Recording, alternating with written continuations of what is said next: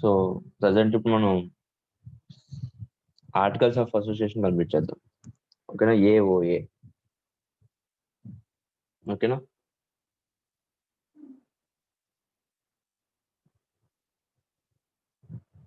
So AOA అంటే ఏంటి తెలిసి చదువుతావా meaning? Yes, sir.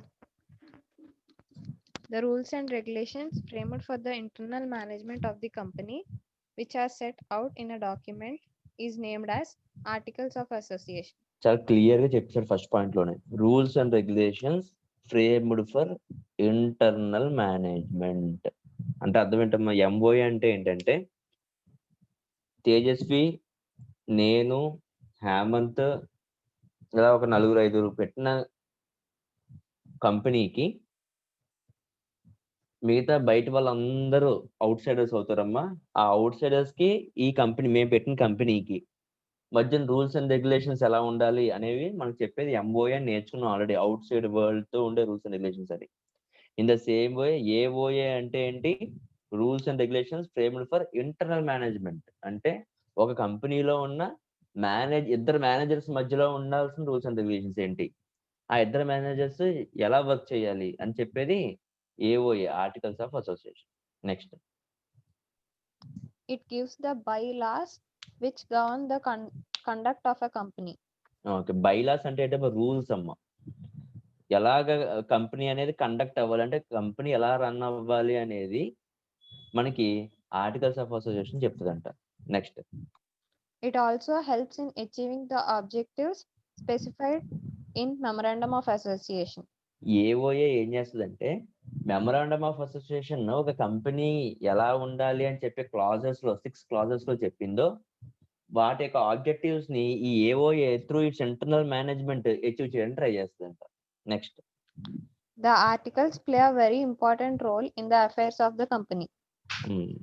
So company చేసే ప్రతి పనిలోని ఆర్టికల్స్ ఆఫ్ అసోసియేషన్ ఒక ఇంపార్టెంట్ రోల్ ప్లే చేస్తుంది. ఇంకా It is a supplementary document to the Memorandum of Association. అంటే ఏంటమ్మా, మెమరాండమ్ ఆఫ్ అసోసియేషన్ చాలా ఇంపార్టెంట్. ఎంఓఏ అనేది ఒక కంపెనీకి ఉండాల్సిన ఇంపార్టెంట్ డాక్యుమెంట్. అలాంటి ఇంపార్టెంట్ డాక్యుమెంట్ కి ఏఓఏ అనేది ఒక సప్లిమెంటరీ డాక్యుమెంట్, అంటే ఒక అటాచ్మెంట్ డాక్యుమెంట్ అనమాట. ఓకేనా? సో ఒక కంపెనీకి ఓన్లీ ఎంఓఏ ఉంటే సరిపోదు, ఏఓఏ కూడా సప్లిమెంట్ చేయాల్సిందే. 2 ఉంటేనే కంపెనీ అనేది దాని యొక్క ఆపరేషన్స్ ని స్మూత్ గా కండక్ట్ చేస్తుంది. Next, The articles must be printed, divided into paragraphs, numbered consecutively, stamped adequately, and signed by each subscriber to the Memorandum of Association. So ఒక ఆర్టికల్స్ ఆఫ్ అసోసియేషన్ ని ఏం చేయాలంట? ప్రింట్ చేయాలంట. అందులో ఉండే మ్యాటర్ ని పారాగ్రాఫ్ వైజ్ గా divide చేయమన్నాడు. ఆ పారాస్ ని కాన్సిక్యూటివ్ గా నెంబర్ ఇవ్వమన్నాడు. అండ్ వైట్ పేపర్ మీద, రఫ్ పేపర్ మీద రాయడం కాదు ఈ పని అంతా. ఎక్కడ చేయాలంట? స్టాంప్ పేపర్ మీద చేయాలంట. Stamped adequately and signed by each subscriber to the memorandum of association. ఎంఓఏని ఎవరైతే సిగ్నేచర్ చేశారో వాళ్ళందరూ కూడా ఏఓఏలో కూడా సైన్ చేయాలి. ఎంఓఏలో పబ్లిక్ కంపెనీ అయితే ఎంతమంది సైన్ చేశారు? 7 మెంబర్స్ ఏఓఏలో కూడా సైన్ చేయాలి. ప్రైవేట్ కంపెనీ అయితే 2 or 1, ఆ 2 or 1 మెంబర్స్ కూడా ఏఓఏలో సైన్ చేయాలి. Next, It is duly witnessed and filed along with the Memorandum of Association. ఎంఓఏని ఎవరైతే విట్నెస్ చేశారో ఏఓఏని కూడా వాళ్ళే విట్నెస్ చేయాలి. ఎంఓఏలో విట్నెస్ చేసింది ఎవరు? ఎంఓఏలో విట్నెస్ చేసింది ఎవరమ్మా? Chartered accountant or chartered advocate. Accountant are an advocate subscribers to MOA. Same వాళ్ళు కూడా దీన్ని విట్నెస్ చేయాల్సిందే. ఓకేనా? సో ఎంఓఏకి ఏవైతే సప్లిమెంటరీ రూల్స్ ఉన్నాయో ఆ రూల్స్ అన్ని ఏఓఏ కూడా వర్తిస్తాయి. ఓకేనా? నెక్స్ట్,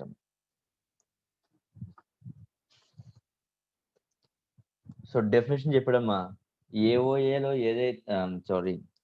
ఏఓఏలో ఏఓఏ మీనింగ్ లో ఏదైతే చెప్పాడో డెఫినేషన్ కూడా కొంచెం వర్డ్స్ మార్చి దగ్గరగా అలాగే ఉంటుంది.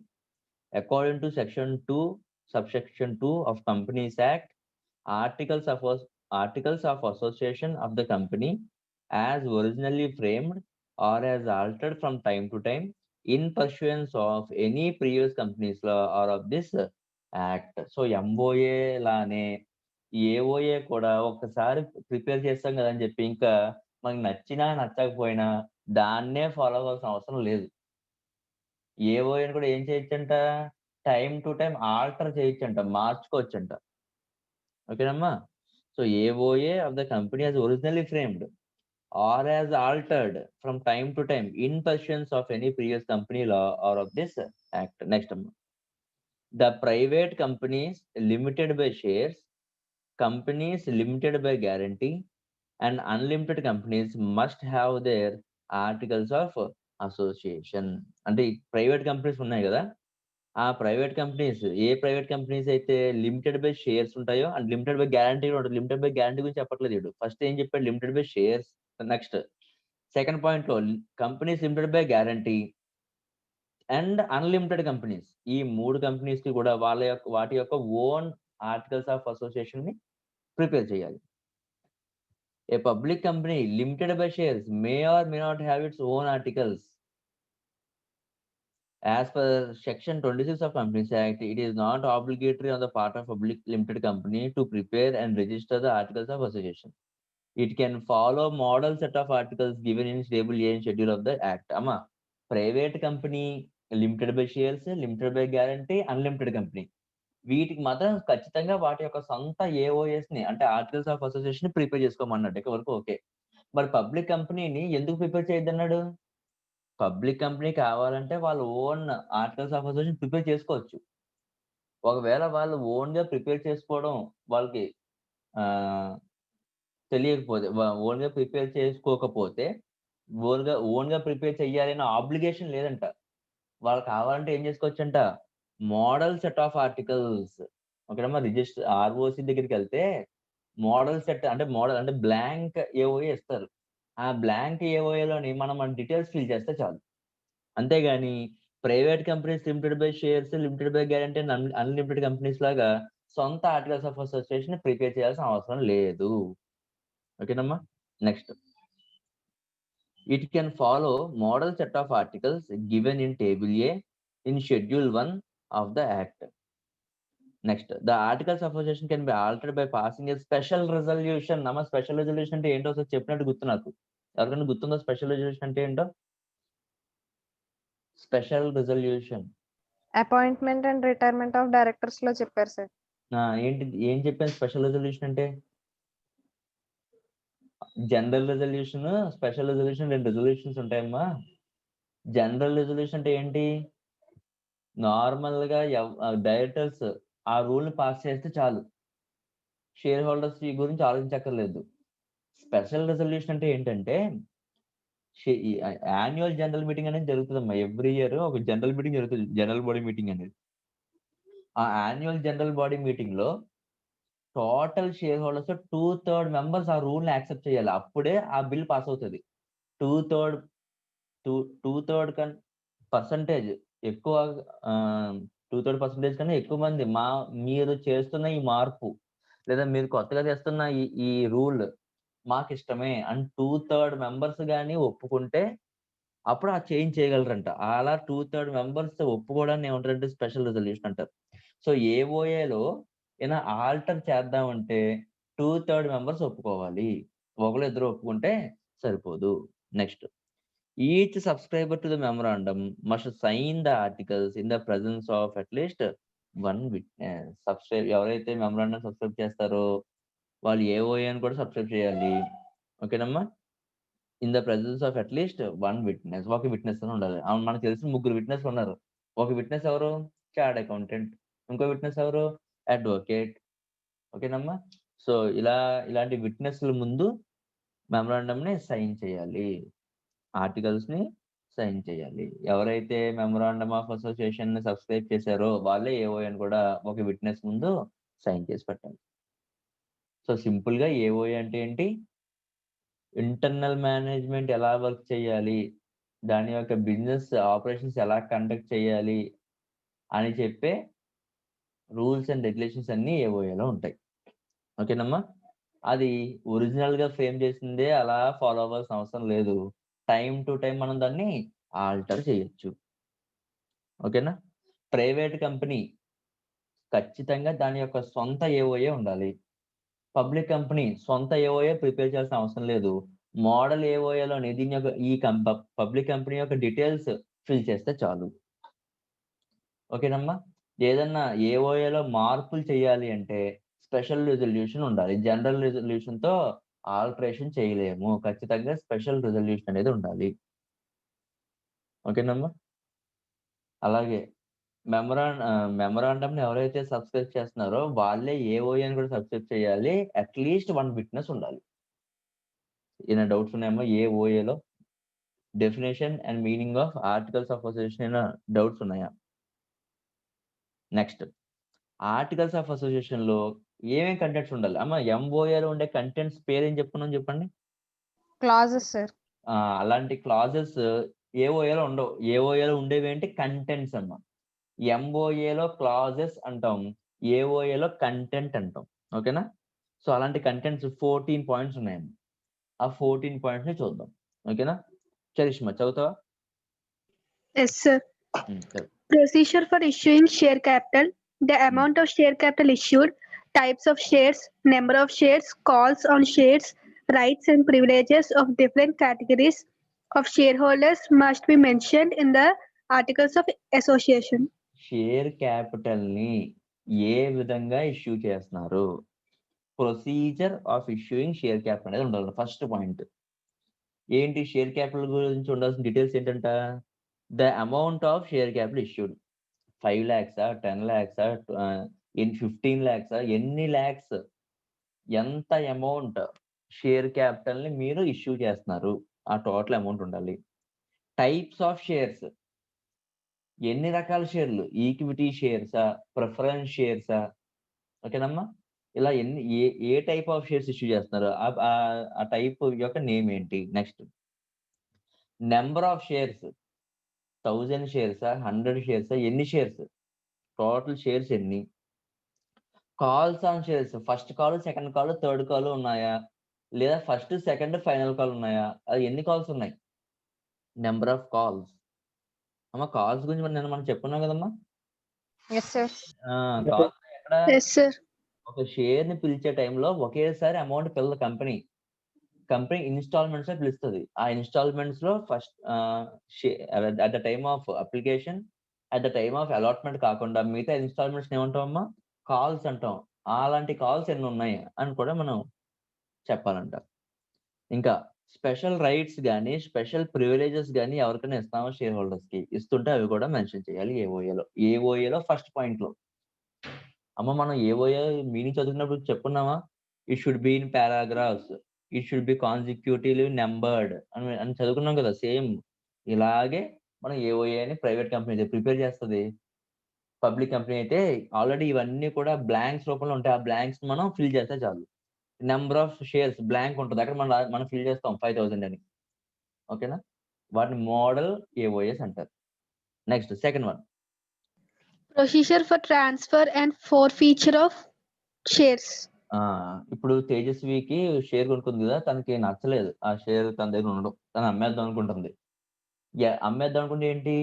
ఎలాగ తన దగ్గరున్న షేర్‌ని వేరే వాళ్ళకి ట్రాన్స్‌ఫర్ చేయాలి. ఇష్టం వచ్చినట్టు చేయకూడదంట. ఒక ప్రొసీజర్ ఉందంట. ఆ ప్రొసీజర్ బట్టి తేజస్వికి ఇంటర్నల్ మేనేజ్‌మెంట్ సజెస్ట్ చేస్తారనమాట. మీరు ఈ షేర్‌ని ఇలా అమ్మాలి. ఈ ప్రొసీజర్‌లో అమ్మాలి అని. ఓకేనా? ఆ ప్రొసీజర్ ఏంటి? త్రూ ఆన్‌లైనా? లేదా త్రూ స్టాక్ ఎక్స్‌చేంజా? లేదా త్రూ క్యాష్ కంపెనీకొచ్చి మీరు ట్రాన్స్‌ఫర్ చేయాలా? ఆ ప్రొసీజర్ కూడా ఆ ఏఓఏలో ఉంటది. ఏఓఏలో ఏ ప్రొసీజర్‌లో ట్రాన్స్‌ఫర్ చేయాలుందో ఆ ప్రొసీజర్‌లోనే ట్రాన్స్‌ఫర్ చేయాలి Tejaswi. And forfeiture of shares. అమ్మ ఫర్‌ఫీచర్ ఆఫ్ షేర్స్ అంటే ఎవరైనా మీనింగ్ చెప్పగలరా? Forfeiture of shares. ఓకే. తేజస్వికి ఒక షేర్ అమ్మాం కదా! ఇందాక మనం. రూ. 100 షేర్ అమ్మాం. రూ. 100 షేర్‌లోని ఇన్‌స్టాల్‌మెంట్స్ ఎన్ని ఉన్నాయి? నిన్న మనం ఒక షేర్ చూసాం కదా! దాని ఇన్‌స్టాల్‌మెంట్స్ ఎలా ఉన్నాయో ఎవరైనా చెప్పండి. రూ. 100 షేర్‌ది. గుర్తుందా ఎవరికైనాని? 20 rupees, sir. ఎప్పుడు? ఏ టైంకి? Application, sir. Application. Okay. Allotment 30 rupees, sir. Okay. First call 25 rupees, sir. హ్మ్. Second call 25 rupees, sir. Second and final call రూ. 25 అంతేనా? Total Yes, 100 sir. సరిపోయింది. ఇప్పుడు తేజస్వి ఏం చేసిందంటే షేర్ అప్లికేషన్ మనీ కట్టేసింది. షేర్ అలాట్మెంట్ మనీ కూడా కట్టేసింది. కానీ first call, second and final call కట్టడానికి తేజు దగ్గర డబ్బులు లేవు. ఫస్ట్ కాల్ కంపెనీ కట్టమని అడిగింది, కట్టట్లేదు. 6 మంత్స్ అయిపోయింది. Second call and final call కట్టమని అడుగుతుంది, ఇది కూడా కట్టట్లేదు తేజస్వి. ఇప్పుడు కంపెనీ ఈ 50 రూపీస్‌ని లాస్ అవ్వాలా? లాస్ అవ్వదమ్మా. లాస్ అవ్వకుండా ఏం చేస్తదంటే ఈ షేర్స్‌ని క్యాన్సిల్ చేసేస్తది. అలా క్యాన్సిల్ చేయడాన్ని, షేర్స్‌ని ఇష్యూ చేసిన షేర్‌ని క్యాన్సిల్ చేయడాన్ని ఏమంటారమ్మా? ఫర్‌ఫీచర్ ఆఫ్ షేర్స్. రాసుకోండి అక్కడ. క్యాన్సిలేషన్ ఆఫ్ షేర్స్ అని. ఫర్‌ఫీచర్ అంటే క్యాన్సిలేషన్. సో, ఒక షేర్‌ని ఎలా క్యాన్సిల్ చేయాలి? ఒక ఒక షేర్‌ని ఒక పర్సన్ నుంచి ఇంకో పర్సన్‌కి ఎలా ట్రాన్స్‌ఫర్ చేయాలి? అనే డీటెయిల్స్ ఈ ఏఓఏలో ఉంటదంట. నెక్స్ట్ అమ్మ. Procedure for issue of debentures and stocks. Procedure for issue of debentures and stocks అంటే ఏంటంటే డిబెంచర్స్ అని చెప్పాను కదా, అప్పు. సార్ డిబెంచర్స్ ఇష్యూ చేయడం ఏంటి? డిబెంచర్స్ ఇష్యూ చేయడం అంటే ఏంటంటే అమ్మా, నేను ఒక పేపర్ మీద ఒక నోట్ రాశానమాట. ఏమనంటే నాకు 1000 రూపీస్ కావాలి. 1000 రూపీస్ మీరు నాకు ఇచ్చినందుకు ఇయర్లీ ఇంత ఇంట్రెస్ట్ పే చేస్తాను. ఒక 5 ఇయర్స్ తర్వాత, 6 ఇయర్స్ తర్వాత నేను మీకు మీరు ఇచ్చిన 1000 రూపీస్ మీకు వెనక్కి ఇచ్చేస్తాను అని చెప్పి ఒక డిబెంచర్ అన్నమాట. అంటే డిబెంచర్ బాండ్ అని క్రియేట్ చేసి దాన్ని స్టాంపింగ్ చేసి నేను సైన్ చేసి మీకు ఇచ్చాను. మీరు నాకు డబ్బులు ఇస్తారా ఇవ్వరా 1000 రూపీస్? Yes sir. ఇస్తారు. ఎందుకంటే మీకు విట్‌నెస్ ఉంది. స్టాంపింగ్ చేంజ్ అంటే గవర్నమెంట్ చేత స్టాంప్ చేయించడం అర్థం ఏంటి? మనకు గవర్నమెంట్ సపోర్ట్ ఉంటదని స్టాంపింగ్ చేసామంటేని. 100 రూపీస్ 50 రూపీస్ స్టాంప్ డ్యూటీ కట్టి ఆ స్టాంప్ పేపర్ మీద నేను మీకు రాసి ఇచ్చాననమాట. మీరు నాకు ఇప్పుడు 1000 రూపీస్ ఇవ్వండి. నేను ఈ 1000 రూపీస్‌తో బిజినెస్ చేస్తాను.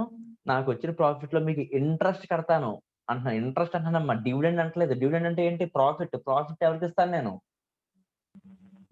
ప్రాఫిట్స్ ఎవరికి ఇస్తాను? Share holders. Share holders profit ఇస్తాను. కానీ debenture holders owners of the company కాదు. వాళ్ళు ఎవరమ్మా? క్రెడిటార్స్, అప్పిచ్చిన వాళ్ళు. అప్పిచ్చిన వాళ్ళకి ఎవడు డివిడెండ్ కట్టడు. ఏం కడతాడమ్మా? ఇంట్రెస్ట్ కడతాడు. సో, నేను మీకు ఇంట్రెస్ట్ కడతాను అని చెప్తుంటే దాన్ని వాళ్ళేమంటారమ్మా? డిబెంచర్స్ అంటారు. సో, ఒక డిబెంచర్‌ని ఎలా ఇష్యూ చేయాలి అనే ప్రొసీజర్ కూడా ఏఓఏలో ఉంటది. అండ్ స్టాక్స్ అంటే అర్థం ఏంటంటే అమ్మా, ఈ షేర్స్, డిబెంచర్స్ మనం సెపరేట్‌గా మాట్లాడుకుంటుంటే దాన్ని షేర్ అని, డిబెంచర్ అని మాట్లాడుకుంటాం. అలా ఒక షేర్ కాకుండా న్యూమరస్ నంబర్ ఆఫ్ షేర్స్‌ని కలిపితే స్టాక్ అంటారు. న్యూమరస్ నంబర్ ఆఫ్ డిబెంచర్స్‌ని కలిపితే స్టాక్ అంటారు. అర్థమైందా లేదా? ఆ! ఇప్పుడు నేను కార్తీక్‌కి ఒక షేర్ ఇచ్చాను. ఎవరన్నా ఆ సర్టిఫికేట్ చూసి కార్తీక్ దగ్గర ఏముందని చెప్తారు? షేర్ ఉంది. కార్తీక్ దగ్గర ఒక షేర్ ఉందని చెప్తారు. అలాంటి షేర్లు నేను 1,00,000 షేర్లు ఇచ్చాను కార్తీక్‌కి. ఇప్పుడు కార్తీక్ దగ్గర ఏముందని చెప్తారు? Stock sir. స్టాక్ ఉందని చెప్పాలి. షేర్ ఉందని చెప్పకూడదు. షేర్స్ ఉన్నాయనకూడదు. కార్తీక్ దగ్గర స్టాక్స్ ఉన్నాయని చెప్పాలి. ఓకేనా? సో, కంపెనీ ఏం చేస్తుందంటే ఒక్కొక్క షేర్ ఇష్యూ చేయట్లేదు. బల్క్‌గా ఒకేసారి ఒక 1000 షేర్లు ఇష్యూ చేస్తుంది. 1000 షేర్లు ఇష్యూ చేస్తుందమ్మా. 1000 అంటే ఏంటి షేర్లు అనాలి ఇప్పుడు నేను? 1000 Stocks. స్టాక్స్ అప్పుడు ఆ 1000 ఇప్పుడు అర్థమవుతుందా? స్టాక్.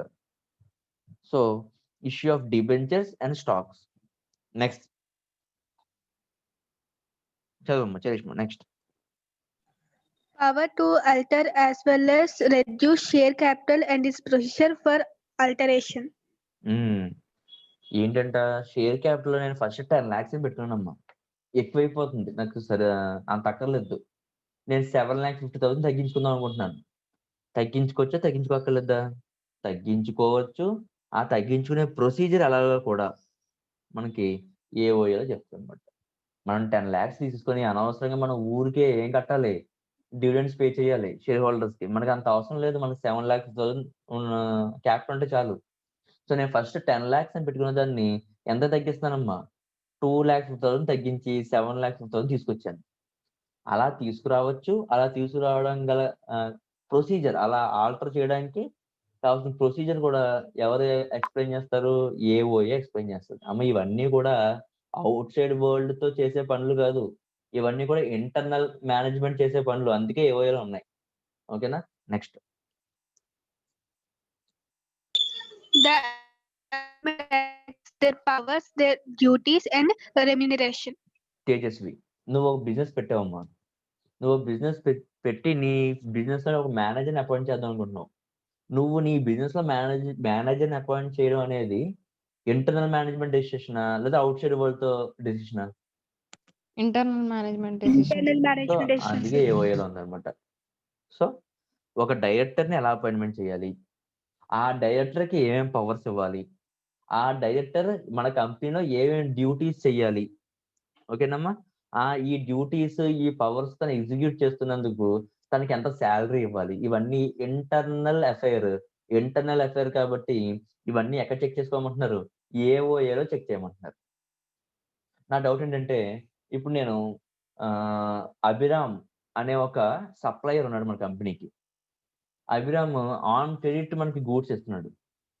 ఆన్ క్రెడిట్ గూడ్స్ ఇస్తున్నప్పుడు మనం తనకి ఏం పే చేయాలి? లేట్ అవుతే పెనాల్టీ పే చేయాలి. మనం పే చేయాల్సింది. పెనాల్టీ పర్సెంటేజ్ ఒక 4% అని చెప్పాం. పెనాల్టీ పర్సెంటేజ్ 4%, 5%, 6% అని చెక్ చేయాల్సింది ఏఓఏలోనా? ఎంఓఏలోనా? MOA sir. ఎంఓఏ. ఎందుకు? సప్లయర్ అంటే ఎవడు? ఇంటర్నల్ మేనేజ్మెంట్ ఆడు. Not sir. Outside world. అర్థమైందా? మీకు ఆ డిఫరెన్స్ తెలియాలి. ఓకేనా? అదే డైరెక్టర్ అనుకో, మా డైరెక్టర్ ఔట్ సైడ్ వరల్డ్ కాదు. మన కంపెనీలో ఒక పర్సన్. అంటే ఇంటర్నల్ మేనేజ్మెంట్‌లో ఒక పర్సన్. సో, తనకి ఇవ్వాల్సిన పవర్స్, డ్యూటీస్, రెమ్యూనరేషన్ అన్నీ కూడా ఏఓఏలో వెతకాలి తప్ప ఎంఓఏ వెళ్లి చూడాల్సిన అవసరం లేదు. ఓకేనా? నెక్స్ట్ అమ్మ. The appointment appointment of managing director. ఒక ఎండీని అంటే ఈ కంపెనీ అంతటిని మేనేజ్ చేసే మేనేజింగ్ డైరెక్టర్‌ని ఎలా అపాయింట్ చేయాలి? ఏ క్వాలిఫికేషన్స్ ఉన్న మేనేజింగ్ డైరెక్టర్‌ని అపాయింట్ చేయాలి? ఇలాంటి డీటెయిల్స్ అన్ని ఏఓఏలో ఉంటాయి. నెక్స్ట్ అమ్మ. Provisions regarding conducting the general meetings, special meetings, voting, provics, resolutions, etc. అమ్మ జనరల్ మీటింగ్స్ అంటే అర్థం ఏంటి చెప్పండి? జనరల్ మీటింగ్స్ అంటే అర్థం ఏంటి నార్మల్‌గా? మీకు తెలిసిన అర్థం. ఓకే.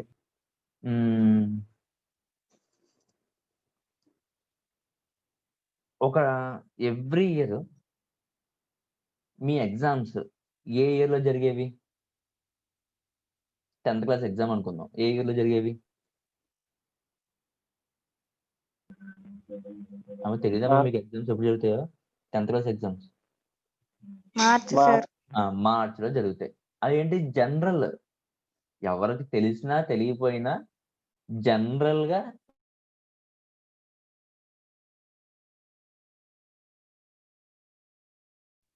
ఈ ఇయర్‌లో ఎగ్జామ్స్ జరిగినాయా? జరగలేదు. అంటే ఏంటవి? Special conditions. ఓకేనా? సో, కంపెనీలో కూడా ఎవ్రీ ఇయర్ తర్వాత జనరల్‌గా మీటింగ్ పెట్టుకుంటారు. దాన్ని యాన్యువల్ జనరల్ మీటింగ్ అంటారమ్మా. ఏజీఎం. లేదు సడెన్‌గా ఒక ఒక ప్రాబ్లమ్ వచ్చింది. ఆ ప్రాబ్లమ్‌ని అర్జెంట్‌గా డిస్కస్ చేయాలి. ఎవరితోటి? షేర్ హోల్డర్స్ తోటి. మరి సడెన్‌గా వచ్చిన ప్రాబ్లమ్ డిస్కస్ చేయాలంటే పెట్టే మీటింగ్ ఏంటి? Special meetings. జనరల్‌గా నార్మల్‌గా అయితే ఏ ప్రాబ్లమ్స్ లేకపోతే కంపెనీ యాన్యువల్ జనరల్ మీటింగ్ పెడతది. అంటే ఎవ్రీ ఇయర్ తర్వాత లాస్ట్‌లో పెట్టుకుంటది. యాన్యువల్ జనరల్ మీటింగ్ అనే పేరుతోటి. లేదు సడెన్ ప్రాబ్లమ్ వచ్చింది. మరి సడెన్ ప్రాబ్లమ్ వచ్చినప్పుడు సడెన్‌గా రియాక్ట్ అవ్వాలి. అప్పుడు స్పెషల్ మీటింగ్స్ కండక్ట్ చేస్తది. జనరల్ మీటింగ్స్ ఎప్పుడు కండక్ట్ చేయాలి? ఎలా కండక్ట్ చేయాలి? ప్రాబ్లమ్స్ ఏమైనా వస్తే స్పెషల్ మీటింగ్స్ ఎలా కండక్ట్ చేయాలి? ఓకేనమ్మా? Next voting. అమ్మ ఓటింగ్ ఎందుకమ్మా? ఓటింగ్ అనేది ఎందుకు జరుగుతది? బోర్డ్ ఆఫ్ డైరెక్టర్స్‌కి సార్. కాదు. ఓటింగ్ అనేది జరుగుతదమ్మా. బోర్డ్ ఆఫ్ డైరెక్టర్స్‌కి ఓకే. నార్మల్‌గా ఓటింగ్ అనేది ఎందుకు అంటే ఒక కాన్సెప్ట్ నేర్చుకున్న ఆ కాన్సెప్ట్ లోనే ఈ ఓటింగ్ అనేది వచ్చింది. ఎవరన్నా సరే కొంచెం క్లాస్ విన్న వాళ్ళు ఆ ఓటింగ్ ఎందుకు వస్తుందా అనేది చెప్పగలరు.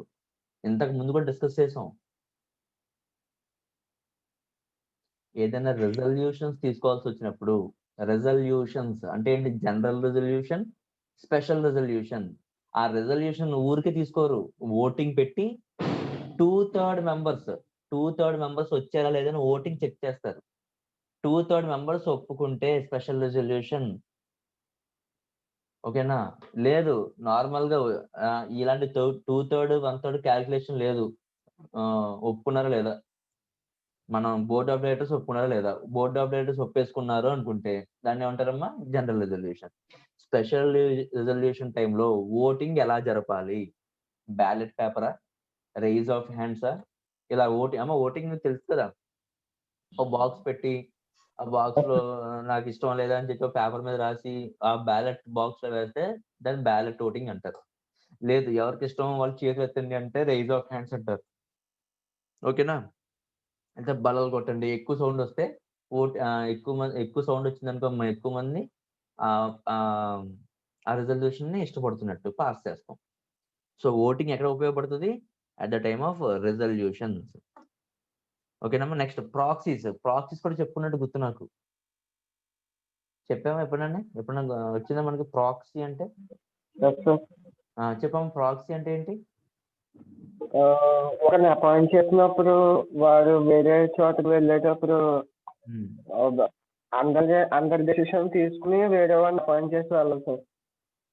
కాదమ్మా. ప్రాక్సీ అంటే ఏంటంటే ఫర్ ఎగ్జాంపుల్ ఆహ్, మన నేను కంపెనీలో షేర్ హోల్డర్‌ని కదా! యాన్యువల్ జనరల్ మీటింగ్ పెట్టారు. యాన్యువల్ జనరల్ మీటింగ్‌కి షేర్ హోల్డర్ రావాలి. అవునా? కానీ నాకు 2 కంపెనీస్‌లో షేర్స్ ఉన్నాయి. 2 కంపెనీస్‌లో షేర్స్ ఉన్నాయి. ఈ రోజేమో ఒక కంపెనీ, రేపేమో ఒక కంపెనీ. ఏంటి? యాన్యువల్ జనరల్ మీటింగ్ జరుగుతుంది. ఈరోజు ఒక కంపెనీ యాన్యువల్ జనరల్ మీటింగ్ జరుగుతుంది. రేపు ఇంకో కంపెనీ యాన్యువల్ జనరల్ మీటింగ్ జరుగుతుంది. బానే ఉంది. సార్ ఈరోజు దీనికెళ్ళండి, రేపు దానికెళ్ళండి. బానే ఉంది.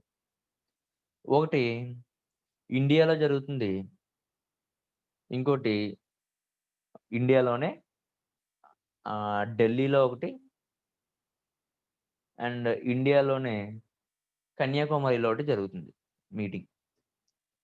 ఫ్లైట్ కాస్ట్‌లు ఇవన్నీ పక్కన పెడితే నార్మల్‌గా అయితే వెళ్ళలేం. 2 చోట్లకి ఒకేసారి నేను వెళ్ళలేను. అప్పుడు ఏం చేస్తానంటే ఒక మీటింగ్‌కి నేనెళ్తాను. ఇంకొక మీటింగ్‌కి నా తరపున నా ఏజెంట్‌ని పంపిస్తానమ్మా. ఏజెంట్. ఆ ఏజెంట్‌నే ప్రాక్సీస్ అంటారు. ఓకేనా? ఫర్ ఎగ్జాంపుల్ ఫోను చేసి చెప్పాననమాట. నేను రాలేకపోతున్నాను.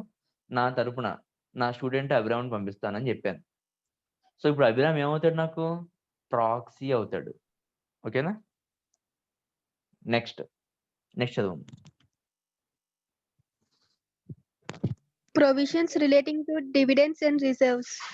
షేర్ హోల్డర్స్‌కి వచ్చిన ప్రాఫిట్ అంతా ఇచ్చేయకుండా వచ్చిన ప్రాఫిట్‌లో ఇంత పర్సెంటేజ్ షేర్ హోల్డర్స్‌కి ఇవ్వండి.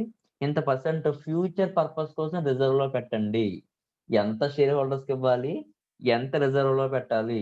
అనే అనేది కూడా మనకి ఏఓఏలోనే చెప్తారు. డిసైడ్ చేసి పెడతారు. నెక్స్ట్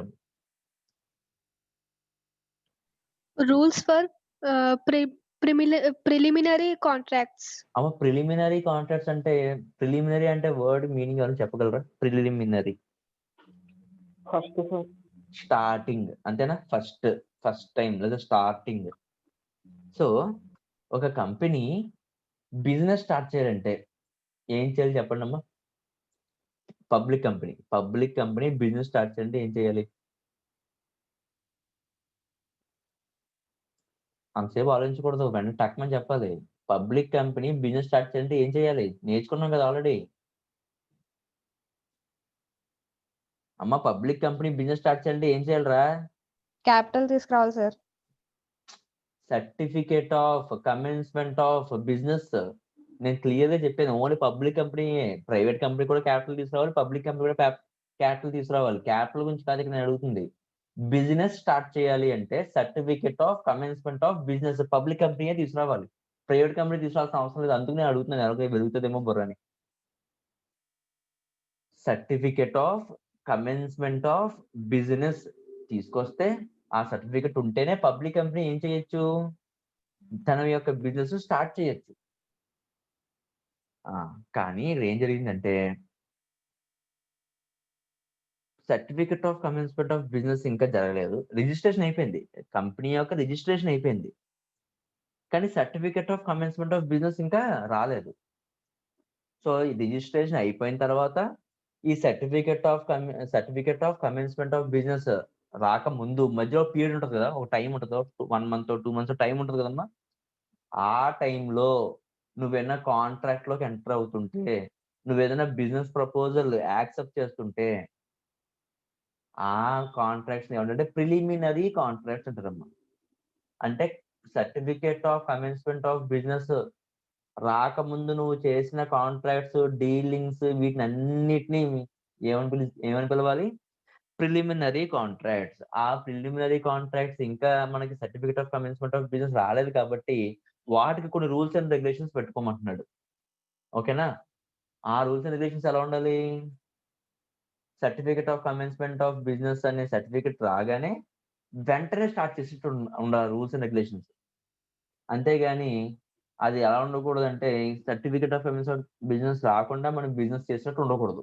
అంటే ఫర్ ఎగ్జాంపుల్ ఎలా చేయాలంటే ఈ ఈ ప్రిలిమినరీ కాంట్రాక్ట్ ఏంటంటే నేను కంపెనీ పెట్టానమ్మా, ఈ రోజు పెట్టాను. ఈ రోజు డేట్ ఎంతమ్మా, 28 అనుకుంటా, 29 28 28 రిజిస్ట్రేషన్ అయిపోయింది.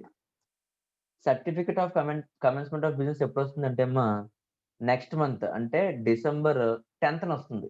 అప్పటి వరకు నేను చేతులు కట్టుకుని కూర్చోవాలా, నా బిజినెస్ నాకు ఆఫర్లు వచ్చేస్తున్నాయి, నాకు ఆర్డర్లు వస్తున్నాయి. సో నేను ఏం చేస్తానంటే అందరి దగ్గర ఆర్డర్స్ ప్రొక్యూర్ చేస్తున్నాను, తీసుకుంటున్నాను, కానీ డెలివరీలు ఇవ్వట్లేదు. డెలివరీ ఎప్పుడు ఇస్తానమ్మా, ఏ రోజు ఇస్తాను, ఆర్డర్లు తీసుకుంటున్నాను, స్టాక్ తెప్పించేసుకుంటున్నాను, అన్నిటిని ప్యాక్ చేసాను, అన్ని రెడీగా పెట్టాను. బిల్ ఇచ్చి వాళ్ళకి డెలివరీ ఏ రోజు ఇస్తాను, December 10th, sir. అది ఆ రోజు certificate of commencement of business వస్తుంది కాబట్టి ఆ సర్టిఫికేట్ వచ్చిన రోజు నేను ఏం చేస్తాను, అందరికి ఇచ్చేస్తాను డెలివరీ. మరి ఈ డెలివరీ ఇవ్వాలి అంటే నేను ముందు ఏం చేయాలి, నేను గూడ్స్ ప్రొక్యూర్ చేయాలి, కొంతమంది వర్కర్స్ ని పెట్టుకోవాలి. వీటన్నిటిని ఏమంటారంటే ప్రిలిమినరీ కాంట్రాక్ట్స్. ఆ ప్రిలిమినరీ కాంట్రాక్ట్స్ పెట్టుకోవాలి అంటే కొన్ని రూల్స్ అండ్ రెగ్యులేషన్స్ ఉండాలి. ఆ రూల్స్ అండ్ రెగ్యులేషన్స్ ఎలా ఉండాలి అనేది ఏఓఏ చెప్తుంది అనమాట. ఏఓఏలో మనం రాసుకోవాలి. ఓకేనా? నెక్స్ట్,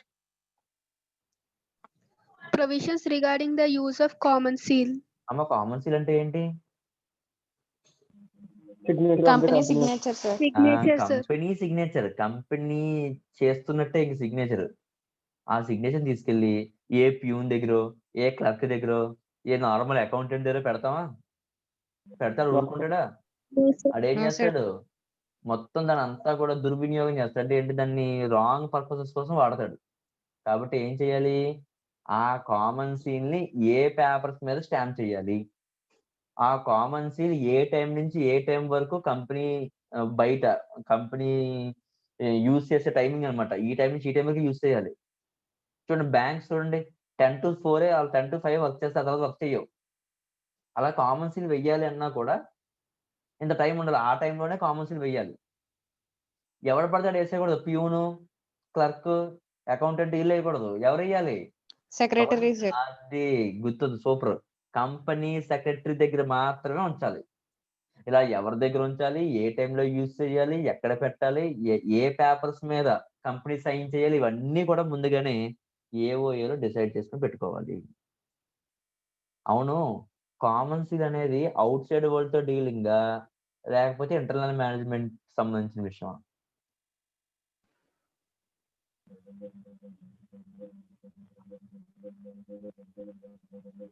డౌట్ రాకూడదు, చాలా ఈజీ.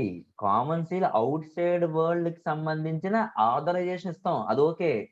కానీ కామన్ సీల్ ని ఎలా వాడాలి, ఎలా యూజ్ చేయాలి, ఎవరి దగ్గర పెట్టాలి అనేది company decision, outside world చెప్తుందా? Company decision, sir.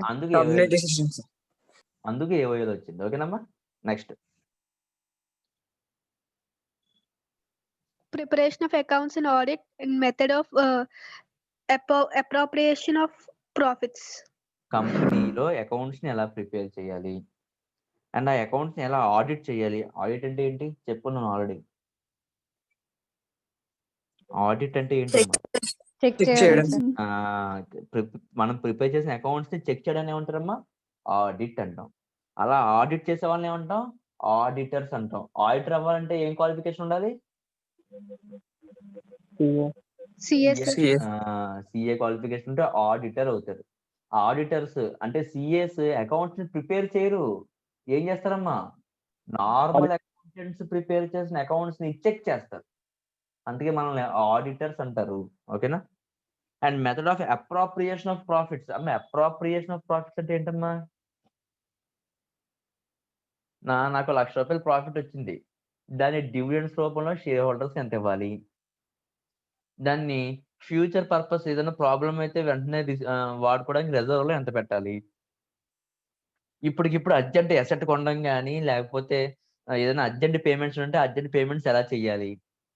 వీటన్నిటిని అప్రాప్రియేషన్ అంటారు. అంటే సర్దడం అన్నమాట. వచ్చిన ప్రాఫిట్ ని ఎలా సర్దాలి? ఎలా ఖర్చు చేయాలి? అని చెప్పేది కూడా AOA articles of association. Next అమ్మ. Maintenance of bank accounts. So bank యొక్క అకౌంట్స్ కంపెనీకి ఎన్ని బ్యాంక్ అకౌంట్స్ ఉండాలి? ఏ బ్యాంక్ అకౌంట్ ఎంత అమౌంట్ ఉండాలి? ఓకేనమ్మా. పేమెంట్స్ ఎలా చేయాలి? రిసిప్ట్స్ ఎలా తీసుకోవాలి? డీటెయిల్స్ అన్ని కూడా ఏఓఏలోనే రాయాలి. Next Procedure for winding up the company. అమ్మ winding up of the company అంటే ఏంటి? క్లోజింగ్. క్లోజ్ చేసేయడం. కంపెనీని స్టార్ట్ చేస్తే సరిపోదు. రేపు పొద్దున్న కంపెనీని లాసెస్ లో వచ్చి మూసేయాలనుకోండి అమ్మా, ఎలా కంపెనీని క్లోజ్ చేయాలి? ఏ ప్రొసీజర్ లో క్లోజ్ చేయాలి? ఫస్ట్ ఏం చేయాలమ్మా? ఏ అసెట్ అయినా ఏ కంపెనీ అయినా మూసేస్తున్నారంటే ఫస్ట్ ఎవరైనా ఏం చేస్తారు చెప్పండి? ఫస్ట్ ఏం చేస్తారు? అప్పులు తీర్చేసుకుంటారు సార్. ఏమ్మా అప్పులు? అప్పులు తీర్చేసుకుంటారు సార్. ఎవరికైనా తీర్చారు ఫస్ట్. ఎప్పుడు అప్పులు తీర్చారు ఫస్ట్? కంపెనీ ఎప్పుడు ఏం చేస్తుంది? ఆస్తులు అమ్మేస్తుంది. ఎందుకంటే అప్పులు తీర్చాలంటే కంపెనీకి ఏం కావాలి? మనీ కావాలి. మనీ ఎక్కడి నుంచి వస్తుంది? ఉన్న ఆస్తులు అమ్మేస్తుంది. ఫస్ట్ ఆస్తులు అమ్మండి, ఆ తర్వాత అప్పులు తీర్చండి. ఓకే, అప్పులు తీరుద్దాం. అప్పులు ఎవడొస్తే కంపెనీకి ఆ చేతిలో పెడిచి ఇచ్చేస్తాం, లేకపోతే దానికంటూ ఏదో ప్రొసీజర్ ఉంటుందా? ఫస్ట్ ఎవరు పే చేస్తాం? అమ్మా? షేర్ హోల్డర్స్ కి. అమ్మా నాకు చిన్న డౌట్. మీ ఇంటికి నేను భోజనానికి వచ్చానుకో, ఫస్ట్ నువ్వు తినేస్తావా నాకు పెడతావా? నాకు కదా పెడతావు నువ్వు భోజనం. మరి షేర్ హోల్డర్ అంటే కంపెనీలో ఎవడు? ఓనర్ ముందర తినేస్తాడా? ఫస్ట్ ఎవరికి పెట్టాలి? బయట నుంచి క్రెడిటర్స్, అవుట్ సైడ్ వరల్డ్ ఎవరైతే అవుట్ సైడ్ వరల్డ్ ఉన్నారో ముందు వాళ్ళకి పేమెంట్లు చేసేయాలి. అంటే క్రెడిటర్స్ కి, సప్లయర్స్ కి, వీళ్ళందరికీ ముందు పేమెంట్లు చేసేయాలి. తర్వాత మనల్ని నమ్మి ఒక డబ్బులు ఇచ్చాడు మనకు అప్పు కింద. ఇందాక చెప్పుకున్నాం ఒకడు. మన కంపెనీని నమ్మి మనం ఇచ్చిన స్టాంప్ డాక్యుమెంట్, డిబెంచర్ డాక్యుమెంట్ తీసుకొని మనల్ని నమ్మి మన డబ్బులు ఇచ్చాడు. డిబెంచర్ హోల్డర్స్ ముందర డబ్బులు పే చేసేయాలి. అర్థమవుతుందమ్మా? Next 2 types of share holders ఉన్నారు. ఒకటి ఈక్విటీ షేర్ హోల్డర్స్, ఇంకొకడు ప్రిఫరెన్స్. అంటే అర్థం ఏంటి? ఈక్విటీ షేర్ హోల్డర్స్ మీద కంపేర్ చేస్తే ప్రిఫరెన్స్ షేర్ హోల్డర్స్ కి కొంత ప్రిఫరెన్స్ అనేది ఇవ్వాలి. ఎక్కడ ఇవ్వాలంటే ఇలా డబ్బులు పేమెంట్ చేయాలి, ముందు అడిగి కట్టేయాలి. ప్రిఫరెన్స్ ఇచ్చాం కాబట్టి అడిగి. ప్రిఫరెన్స్ షేర్ హోల్డర్స్ చివరిలో ఏమైనా డబ్బులు మిగిలితే అప్పుడు ఎవరు తీసుకుంటారు?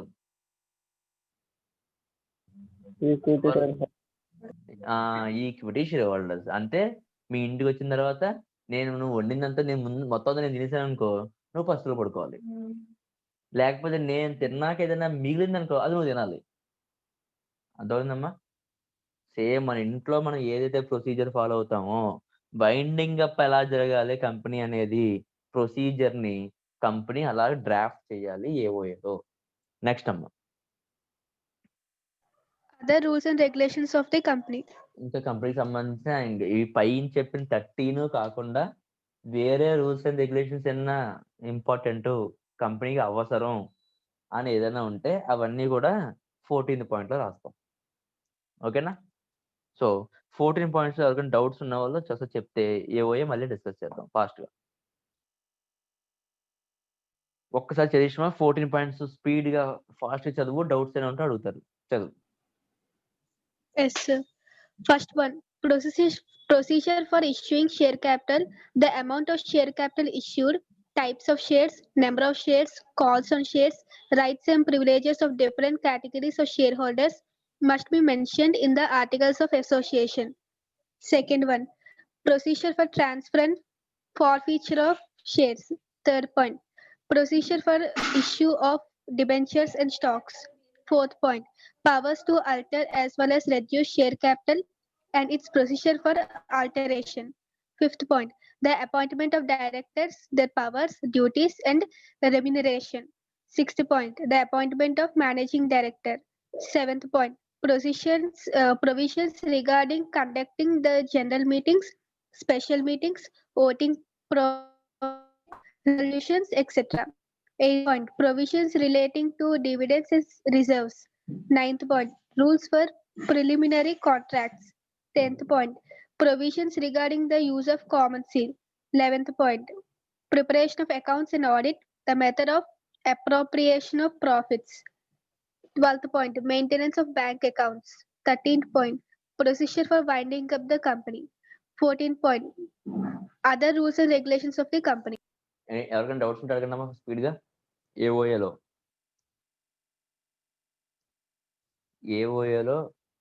ఎవరికైనా డౌట్స్ ఉంటే అడగండి. 14 పాయింట్స్‌లో ఏ డౌట్స్ ఉన్నాయో చెప్తాను మళ్ళీని. ఏ వర్డ్ అర్థం కాకపోయినా నేను చెప్తాను. తేజస్వి అర్థమైందా నీకు అన్ని? Yes, sir. Chandra Rao, Yes, sir. Gayatri, Yes, sir. Okay అమ్మా.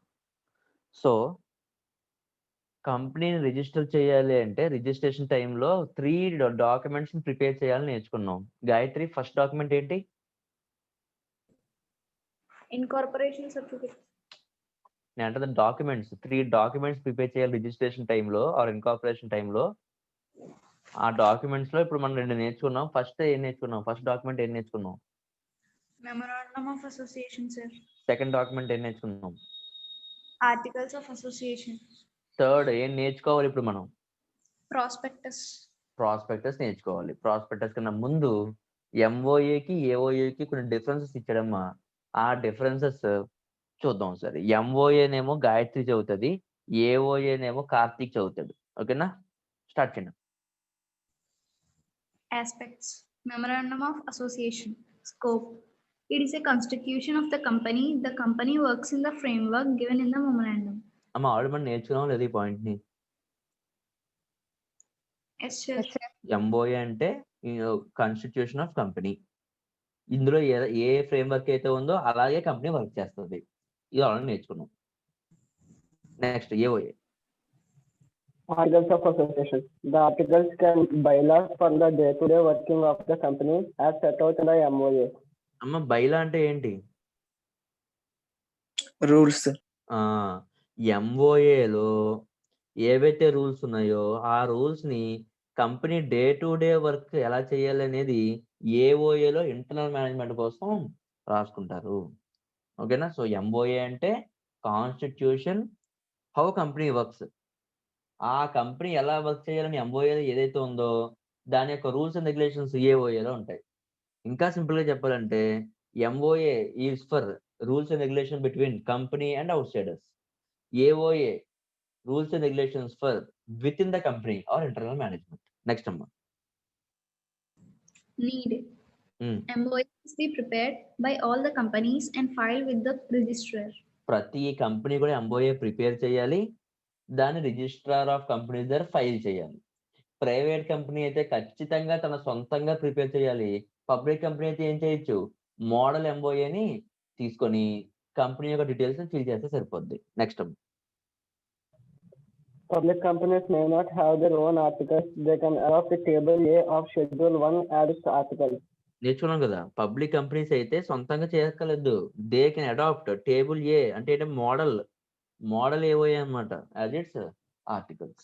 ఆ మోడల్ ఏఓఏ తీసుకొని అందులో మన డీటెయిల్స్ ఫిల్ చేస్తే చాలు.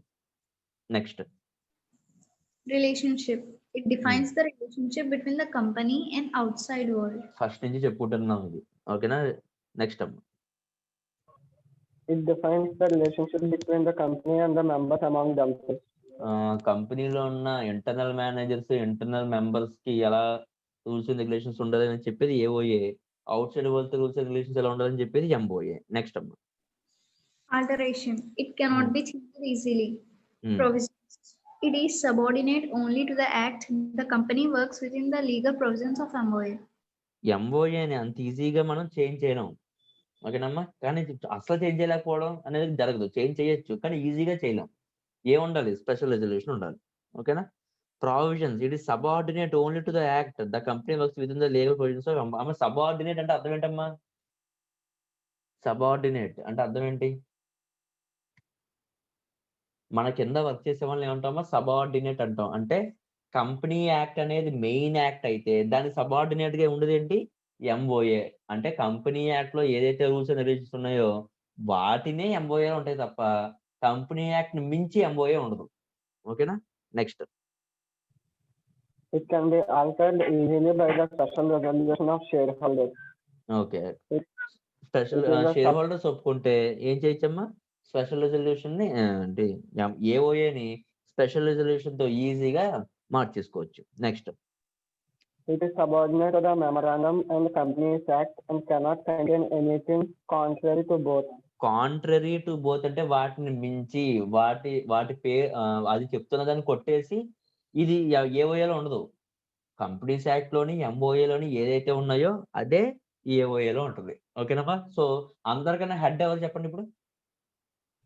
Companies act sir. దాని సబార్డినేట్ ఎవరు? MOA sir. ఎంఓఏ సబార్డినేట్ ఎవరు? AOA sir. Okay, super. Next అమ్మా, last one. Legal effects. Any act of the company beyond the scope of memorandum will become void. చూడమ్మా ఎంత clear గా చెప్పేసాడు ఇక్కడ. Any act of the company beyond the scope of memorandum will become void. అమ్మ void అంటే అర్థం ఏంటంటే తప్పు అని. ఓకేనా? వాయిడ్ అంటే అర్థం ఏంటమ్మా? రాంగ్ జరుగుతుందని. ఎప్పుడు రాంగ్ అవుతుందంట? కంపెనీ ఒక పని చేసింది, ఆ పని ఎలా ఉందంటే ఎంఓఏలో ఎలా అయితే రాసుకున్నామో దానికి విరుద్ధంగా ఉంది. సో ఎంఓఏకి విరుద్ధంగా చేసే ప్రతి పని కూడా తప్పు. వాయిడ్ అంటే అర్థం ఏంటమ్మా? తప్పని. నెక్స్ట్.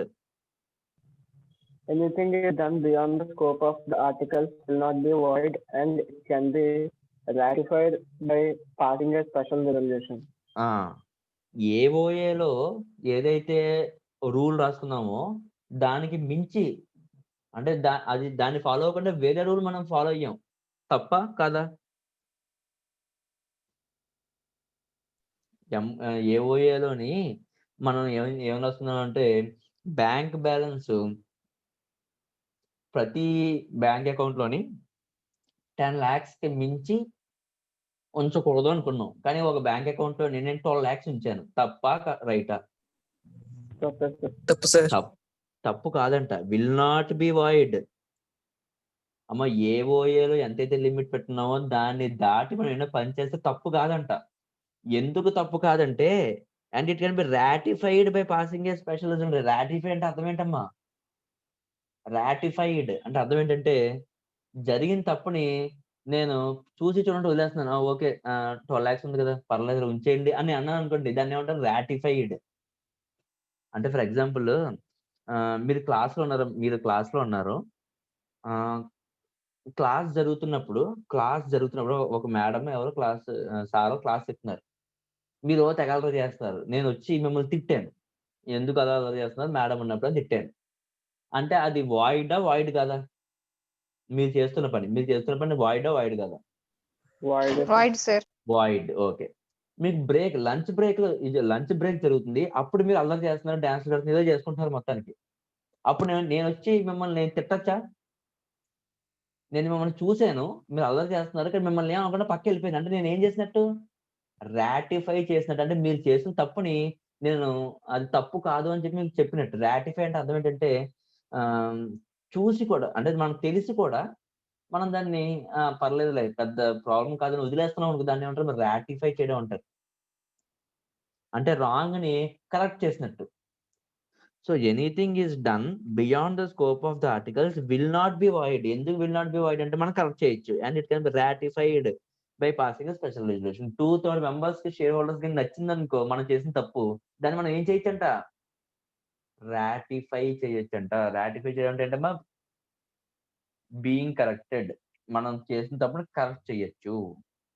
అమ్మా అర్థమైందా? Yes sir. ఓకే.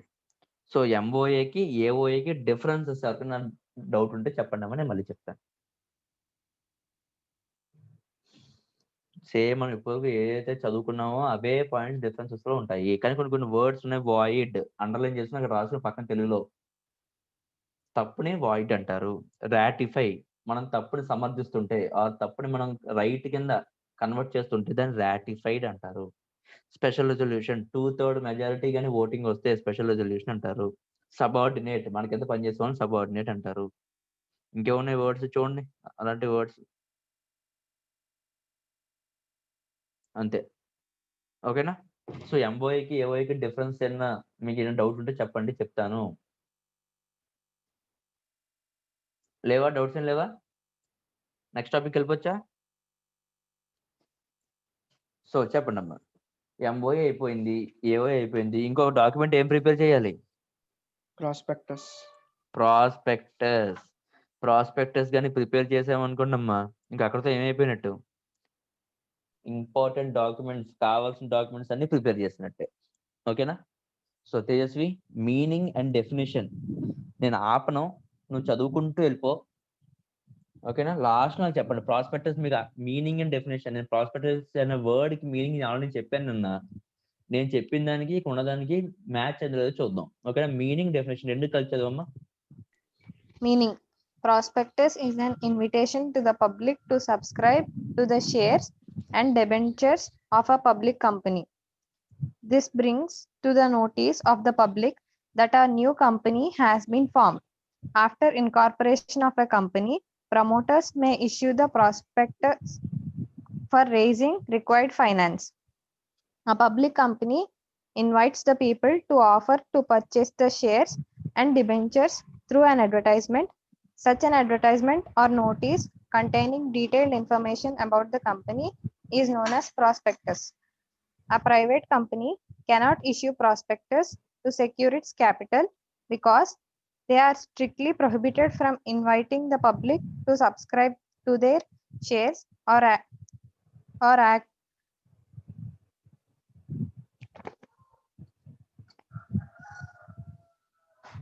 మళ్ళీ చదవమ్మా ఆ పారా. A private company cannot issue prospectus to secure its capital because they are strictly prohibited from inviting the public to subscribe to their shares or accepting any deposits. Definition. Section 2, subsection 36 of Companies Act defines the prospectus, any document described or issued as prospectus and includes any notice, circular, advertisement or other documents inviting deposits from the public for subscription or purchase of any share in or debentures of a body corporate. Every prospectus contains an application form on which the intending investors can apply for the purchase of shares or debentures. A public company must get minimum subscription within 120 days from the date of issue of prospectus. If it fails to obtain minimum amount of capital required from the members of the public within the specified period, then it has to return the amount already collected. అమ్మ నేను ఏం చెప్పాను, నేను prospectus అంటే Pamphlet, sir. అన్నా చూడండి, నేను ఇప్పుడు అండర్లైన్ చేసిన వర్డ్స్ దాన్ని బట్టి మీకు నేను చెప్పిన అర్థం వచ్చేదో చూడండి. Prospectus is an invitation to the public. It brings to the notice of the public. Public కి ఇక్కడ ఒక కంపెనీ అనేది కొత్తగా ఫామ్ అయింది అని తెలియడానికి ప్రాస్పెక్టస్ ఇష్యూ చేస్తూ ఉంటారు. So it is a invitation to the public. ఎందుకు ఈ ప్రాస్పెక్టస్ ఇష్యూ చేస్తున్నాం? For raising required finance. కంపెనీకి ఫైనాన్స్ కావాలంటే షేర్ హోల్డర్స్ షేర్స్ కొనాలి. కానీ షేర్ హోల్డర్స్ కి న్యూ కంపెనీ వచ్చిందని ఎలా తెలుస్తుంది? By issuing prospectus. అర్థమైందా లేదా? Yes, sir. ఇక 2 కంపెనీస్ గురించి మాట్లాడమ్మా.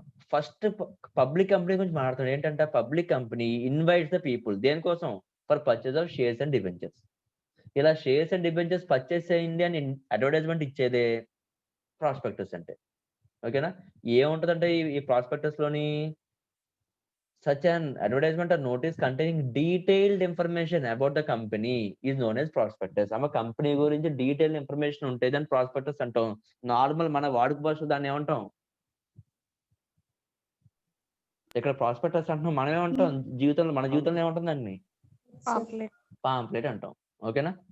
నెక్స్ట్ పబ్లిక్ కంపెనీ ఇవ్వచ్చు అంటే అలాగా, కానీ ప్రైవేట్ కంపెనీ పక్కన నేను ఒక ఇంటూ మార్క్ పెట్టాను. ఎందుకు? ప్రైవేట్ కంపెనీ ప్రాస్పెక్టస్ ని ఇష్యూ చేయకూడదంట. అమ్మ ప్రైవేట్ కంపెనీ ఎందుకు ఇష్యూ చేయకూడదు అంటే, ప్రైవేట్ కంపెనీ అంటే మన ఫ్రెండ్స్ ని ఒక 200 మెంబర్స్ మన ఫ్రెండ్స్ దగ్గర నుంచే మనం తీసుకోవాలి తప్ప పబ్లిక్ నుంచి మనం డబ్బులు తీసుకుంటాం మన షేర్ ప్రైవేట్ కంపెనీలో. No, sir. ప్రైవేట్ కంపెనీలో నెంబర్ ఆఫ్ మెంబర్స్ ఎంతమంది అమ్మా మాక్సిమమ్? 200. ఆ 200 ని మనమే వెతుక్కోవాలి తప్ప మనం ఇలా ప్రాస్పెక్ట్ ఇష్యూ చేసి ఎవడో ముక్కు మొహం తెలియని వాళ్ళు తీసుకురాకూడదు. మినిమం ఎంతమంది? 2 members, sir. మనం 2 మెంబర్స్ స్టార్ట్ చేస్తాం. నేను మా ఆవిడ స్టార్ట్ చేస్తాం, లేదా నేను మా అబ్బాయి స్టార్ట్ చేస్తాం. ఓకేనమ్మా? ఇలాగా మనం స్టార్ట్ చేసి ఏం చేస్తాం, నెమ్మదిగా మా ఫ్రెండ్స్ ని, స్టూడెంట్స్ ని, వీళ్ళందరికీ మా కంపెనీ గురించి చెప్పి వాళ్ళ చేత కొనిపించాలి. అంతేగాని ప్రాస్పెక్టస్ ఇవ్వకూడదు. అదే పబ్లిక్ కంపెనీ అయితే ఏంటి, అన్లిమిటెడ్ మెంబర్స్ ఉంటారు షేర్ హోల్డర్స్. కాబట్టి ఆ అన్లిమిటెడ్ మెంబర్స్ కి ఎవరే మా కంపెనీ ఒకటి ఉంది ఇందులో ఇన్వెస్ట్ చేయండి అని అది చెప్తాం by giving prospectus. A private company cannot issue prospectus to secure its capital because they are strictly prohibited from inviting the public to subscribe to their shares or accepting any deposits. Prospectus అంటే అర్థమైందా, అర్థం కాలేదా? ఓకేనా? Definition ఏం చెప్తుందో చూద్దాం. Any document described or issued as prospectus and includes notice, circular, ఏ పేరుతో వాడినా దాన్ని ఆ ప్రాస్పెక్టస్ ని మీరు నోటీస్ అనొచ్చు, సర్క్యులర్ హెడ్డింగ్ పెట్టచ్చు, అడ్వర్టైజ్మెంట్ అనొచ్చు, ఇంక ఏ డాక్యుమెంట్ అయినా అనొచ్చు. దాని పని ఏంటి? Inviting deposits from public. ఏంటి ఆ deposits? Purchases of shares and debentures. ఒరే ఇక్కడ ఒక కంపెనీ ఉంది, ఈ కంపెనీలో షేర్లు డిబెంచర్లు కొనండి అని నేను జనాలకు నోటీస్ ఇచ్చిన, సర్క్యులర్ ఇచ్చిన, అడ్వర్టైజ్మెంట్ ఇచ్చిన, వీటన్నిటిని నేను ఏమంటారమ్మా? ప్రాస్పెక్టస్ అంటారు. ఈ ప్రాస్పెక్టస్ ఇష్యూ చేసిన తర్వాత మినిమం 120 days లో కానీ నాకు డబ్బులు రాలేదనుకో అమ్మా, నేను ఇష్యూ చేసిన ప్రాస్పెక్టస్ లో నేను ఏం చేస్తాను, షేర్ అప్లికేషన్ పెడతాను. నేను ఇష్యూ చేసిన పాంప్లెట్ తో పాటు నేను ఏం పెడతానమ్మా, మీరు ఎప్పుడైనా చూసారా న్యూస్ పేపర్ లోనే మనకి మీరా షాంపూ అడ్వర్టైజ్మెంట్ తో పాటు మీరా చిన్న షాంపూ ప్యాకెట్ పెట్టాడు, గుర్తుందా? ఎప్పుడు విన్నారా మీరు? చూసారా అలాంటివి? Yes, sir. 3 రోజెస్ అడ్వర్టైజ్మెంట్ ఇచ్చాడు అనుకో టీ పొడిది, అదే టీ పౌడర్ చిన్న ప్యాకెట్ ఒకటి మళ్ళీ దానికి పింజేసి ఇచ్చేవాడు. In the same way prospectus తో పాటు షేర్ అప్లికేషన్ కూడా అందులో పెట్టించేస్తున్నాను నేను. ఇప్పుడు ఆయన ఎవరికైతే నచ్చిందో వాళ్ళు 120 days లో కానీ నాకు వెనక్కి తిరిగి నాకు డబ్బులు కట్టారనుకో, నేను ఏం చేయొచ్చు, బిజినెస్ ని కంటిన్యూ చేయొచ్చు. రాకపోతే 120 days లో 90%, మినిమం సబ్స్క్రిప్షన్ అంతా 90% ఏనా? Yes, Yes, sir. sir. 90% రాకపోతే Yes, నేను sir. ఏం చేయాలి? 10 days లో మళ్ళీ తిరిగి ఇచ్చేయాలి, sir. 10 days లో రిటర్న్ చేసేది. ఇదంతా మనం ఆల్రెడీ నేర్చుకున్నాం. ఇక మళ్ళీ లాస్ట్ పాయింట్ లో ఇచ్చాడు. సో ఎవరికైనా ప్రాస్పెక్టస్ మీనింగ్ అండ్ డెఫినేషన్ అర్థం కాకపోతే చెప్పండి, మళ్ళీ చెప్తా. ఓకేనా? మరి ప్రాస్పెక్టస్ లో ఏం ఉండాలి? ప్రాస్పెక్టస్ అనేది పాంప్లెట్. మరి పాంప్లెట్ ఏం డీటెయిల్స్ ఉండాలి? ఓకేనా? చదవండి. Contents of prospectus. Every prospectus should disclose the matter as specified in Part 1 of Schedule 2 to the Companies Act. Some of the contents which every prospectus must include are name and full address of the company. Company యొక్క name ఉండాలి, ఆ pamphlet లో full address ఉండాలి. Next The particulars of the signatories to the Memorandum of Association and the number of shares taken up by them. ఎంతమందివి private company ఎలాగో prospectus ఇవ్వదు, మరి public కంపెనీలో ఎంతమంది డీటెయిల్స్ ఉండాలి అందులోని? 7 members. 7 members. సిగ్నేటరీస్ ఎంతమంది పబ్లిక్ కంపెనీలో? 7 members. ఆ 7 members యొక్క పర్టికులర్స్ డీటెయిల్స్ అన్ని కూడా వాళ్ళు ఎన్ని షేర్స్ తీసుకున్నారు అవన్నీ కూడా అందులో ఉండాలి. Next Name, address and occupation of the members of board of directors. కంపెనీకి ఎవరైతే బోర్డ్ ఆఫ్ డైరెక్టర్స్ ని అపాయింట్ అయ్యారో వాళ్ళ డీటెయిల్స్ అన్ని ఉండాలి. Next The minimum subscription amount fixed by the promoters. Minimum subscription promoters ఎంతైతే ఫిక్స్ చేశారో అంతా మినిమం సబ్స్క్రిప్షన్ మనకి జనాలు గమ్మున ఇవ్వాలి అంటే వాళ్ళకి తెలియాలి అసలు మినిమం సబ్స్క్రిప్షన్ ఎంతో. కంపెనీస్ యాక్ట్ చెప్తున్న 90% అని వీళ్ళు ఏం చేయొచ్చు, ప్రమోటర్స్ ఏం చేయొచ్చమ్మా, కొంచెం 90% అటు ఇటుగా ఎంతో కదా పెట్టచ్చు. ఓకేనా, కానీ నార్మల్గా అయితే 90% పెట్టాల్సిందే. ఓకేనా, ఎందుకంటే act, companies act minimum subscription అంటే ఎంత చెప్పింది. 90%. ఇష్యూ చేసిన ఇష్యూడ్ క్యాపిటల్ లో 90%. మరి ఆ చేసిన ఇష్యూ 90% ఎంత, 5 lakhs, 6 lakhs, 10 lakhs, 20 lakhs అనేది షేర్ హోల్డర్స్ కి తెలియాలి కాబట్టి, ఐ మీన్ ఈ అడ్వర్టైజ్మెంట్ చూస్తున్నాం తెలియాలి కాబట్టి ఆ అమౌంట్ కూడా అక్కడ ఉండాలంట. Minimum subscription amount fixed by the promoters. Next, The details of property acquired, if any. ఏంటి, ఎవరి ప్రాపర్టీ అది, Company property, sir. కంపెనీకి ఏదైనా ల్యాండ్ ఉన్నా, కంపెనీకి ఏదైనా బిల్డింగ్ ఉన్నా వాటి డీటెయిల్స్ కూడా రాయాలంట అక్కడ. Next, The time of opening of the subscription list.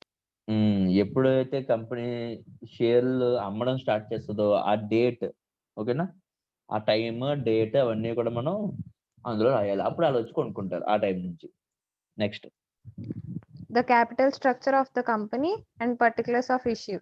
చెప్పాను అన్నట్టు క్యాపిటల్ స్ట్రక్చర్ అంటే మనం తీసుకొచ్చే క్యాపిటల్ లో లోన్ రూపంలో ఎంత ఉంది, ఈక్విటీలో ఎంత రూపంలో ఉంది, డిబెంచర్స్ ఎంత రూపంలో ఉంది, ఇలా మనం తీసుకొచ్చిన క్యాపిటల్ ఎన్ని విధాలుగా స్ట్రక్చర్ అయ్యి ఉందో ఆ క్యాపిటల్ స్ట్రక్చర్ అండ్ వాటి యొక్క ఇష్యూ, ఇప్పటి వరకు ఎంత ఇష్యూ చేస్తాం ఏంటి అనేది డీటెయిల్స్ కూడా అందులో ఉండాలి. Next, The amount payable on application, allotment and calls. ఏంటి అప్లికేషన్ అలాట్మెంట్ అండ్ కాల్స్, ఎక్కడ వినట్టు ఉందాం మనం, ఏమంటాం వాటిని, అప్లికేషన్ అలాట్మెంట్ అండ్ కాల్స్ అంటే ఏమంటాం వాటిని, Installments, sir. షేర్స్ యొక్క ఇన్స్టాల్మెంట్స్ ఏమంటామమ్మా. At the time of application money, at the time of allotment money and call monies. Next, Basis for the issue price. నువ్వు 100 రూపీస్కి ఇష్యూ చేస్తున్నావా, 20 రూపీస్కి ఇష్యూ చేస్తున్నావా, ఏ బేసిస్ మీద నువ్వు రేట్ ఫిక్స్ చేసావు, నీకు అంత వాల్యూ ఉందని నీకు ఎలా తెలిసింది, ఏ క్రెడిట్ కంపెనీ దగ్గర నువ్వు చేయించుకున్నావు నీ కంపెనీ యొక్క వాల్యూని, అది కూడా అందులో ఉండాలంట, ఆ సర్టిఫికేట్ కూడా అందులో ఉండాలి. Next, The particulars of preferential treatment given to any person. ఒకసారి బేసిస్ దగ్గర ఇంకా ఒక డీటెయిల్ ఎగ్జాంపుల్ ఇస్తున్నానమ్మా. ఇప్పుడు ఇంటర్మీడియట్ కి ఫస్ట్ ఇయర్ కి ఎంత ఫీజు ఉండాలి, సెకండ్ ఇయర్ కి ఎంత ఫీజు ఉండాలి, సిఏ ఫౌండేషన్ కి ఎంత ఫీజు ఉండాలి, సిఏ ఇంటర్ కి ఎంత ఫీజు ఉండాలి అని మేము ఏ బేసిస్ మీద ఫీజు ఫిక్స్ చేస్తాం చెప్పండి ఎవరన్నా.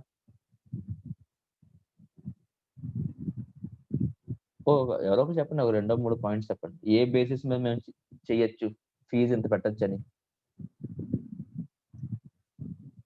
ఫస్ట్ పాయింట్, గవర్నమెంట్ ఇంత ఫీజు చెప్పింది అనుకోమ్మా, ఫర్ ఎగ్జాంపుల్ ఇంటర్మీడియట్ కి ఒక ఇంత తీసుకోండి అమౌంట్, ఫర్ ఎక్స్ అనే అమౌంట్ తీసుకోండి అని చెప్పింది.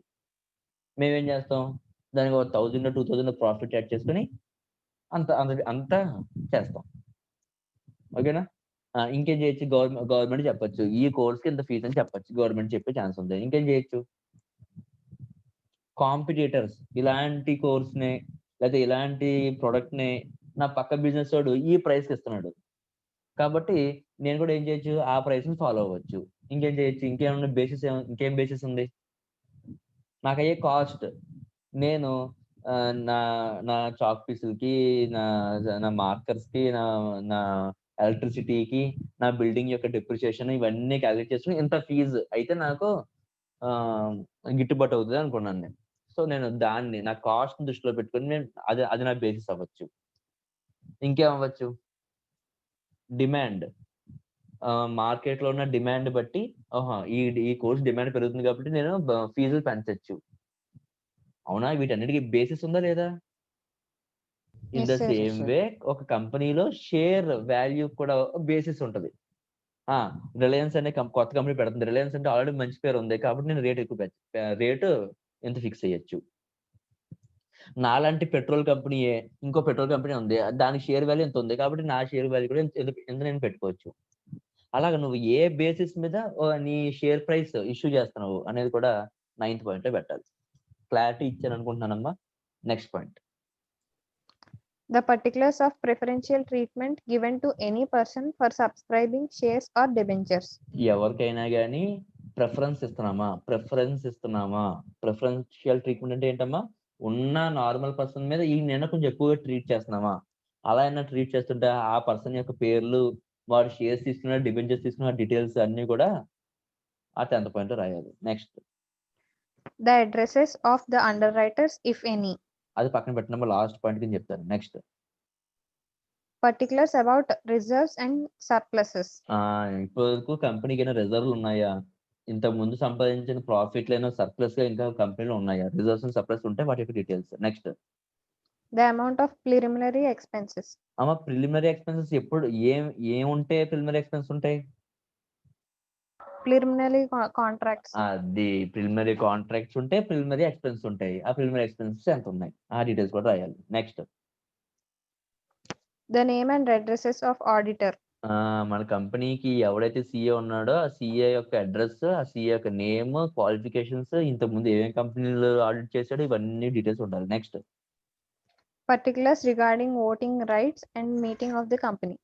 కంపెనీ మీటింగ్స్ లో ఏ పర్సన్ కి ఇన్ని ఓట్లు ఇస్తున్నాము, ఒక షేర్ కి ఒక ఓటేనా, లేకపోతే ఏమైనా ఓటింగ్ పవర్ అయినా ఇంకా ఇంక్రీజ్ చేస్తున్నావా, ఓకేనమ్మా, ఇవన్నీ డీటెయిల్స్ కూడా అందులో ఉండాలి. ఓటింగ్ రైట్ యొక్క డీటెయిల్స్ ఉండాలి. Next Management prescription of risk factors. Management perception of risk factors. నిజంగా రేపు పొద్దున్న ఏదన్నా రిస్క్ జరిగితే మేనేజ్మెంట్ ఆ రిస్క్ నుంచి బయట ఎలా పడుతుంది. ఫర్ ఎగ్జాంపుల్ మనీ క్రైసిస్ వచ్చింది, మనీ క్రైసిస్ నుంచి బయట ఎలా పడుతుంది, తనకి కంపెనీకి అయినా ఆల్రెడీ ఇన్వెస్ట్మెంట్స్ ఉన్నాయా, దాన్ని అమ్మి డబ్బులు తీసుకొస్తుందా, అసెట్స్ ఉన్నాయా, అసెట్స్ అమ్మి డబ్బులు తీసుకొస్తుందా, ఓకేనా, ఏమైనా రిజర్వ్స్ సర్ప్లస్ ఉన్నాయా, రిజర్వ్స్ సర్ప్లస్ ని ఇప్పుడు మళ్ళీ కంపెనీలో డంప్ చేస్తుందా, లేకపోతే రెడీమేడ్ గా మనకి ఫైనాన్స్ చేసే ఫైనాన్స్ కంపెనీస్ కానీ బ్యాంక్స్ కానీ ఉన్నాయా, ఈ డీటెయిల్స్ అన్ని అందులో రాయాలి. Next Disclosure of investors, grievances and redressal system. అమ్మ ఏంటమ్మా గ్రీవెన్సెస్ అండ్ రెడ్రెసల్ సిస్టమ్ అంటే అర్థం ఏంటి, గ్రీవెన్స్ అంటే అర్థం ఏంటి, grievance and redressal me day to day life లో ఒక ప్రొడక్ట్ గురించి దీన్ని అసమానంగా యూజ్ చేస్తూనే ఉంటారు. గ్రీవెన్సెస్ అండ్ రెడ్రెసల్ అనేది తెలిసిన ఈ క్లాస్ ఎదురు వింటున్నావు ఇప్పుడు, ల్యాప్టాపా ఫోనా? Mobile, sir. మొబైల్. అభిరామ్ నువ్వు? Mobile sir. మీకు మొబైల్ కానీ సడన్ గా పోయింది అనుకో, ఎక్కడికి వెళ్తారు? ఈ మొబైల్స్ సడన్ గా పనిచేయడం మానేసింది, నువ్వు ఎక్కడికి వెళ్తావు? Repair shop. రిపేర్ షాప్ కి వెళ్ళే ముందు ఇంకొకటి ఆలోచిస్తావు. రిపేర్ షాప్ వెళ్ళక ముందు ఇంకొక ఛాన్స్ ఉంది, దాన్ని ఆలోచించిన తర్వాత రిపేర్ షాప్కి వెళ్తావు. ఇంకా ఈ ప్రొడక్ట్ కి వారంటీ ఉందా లేదా,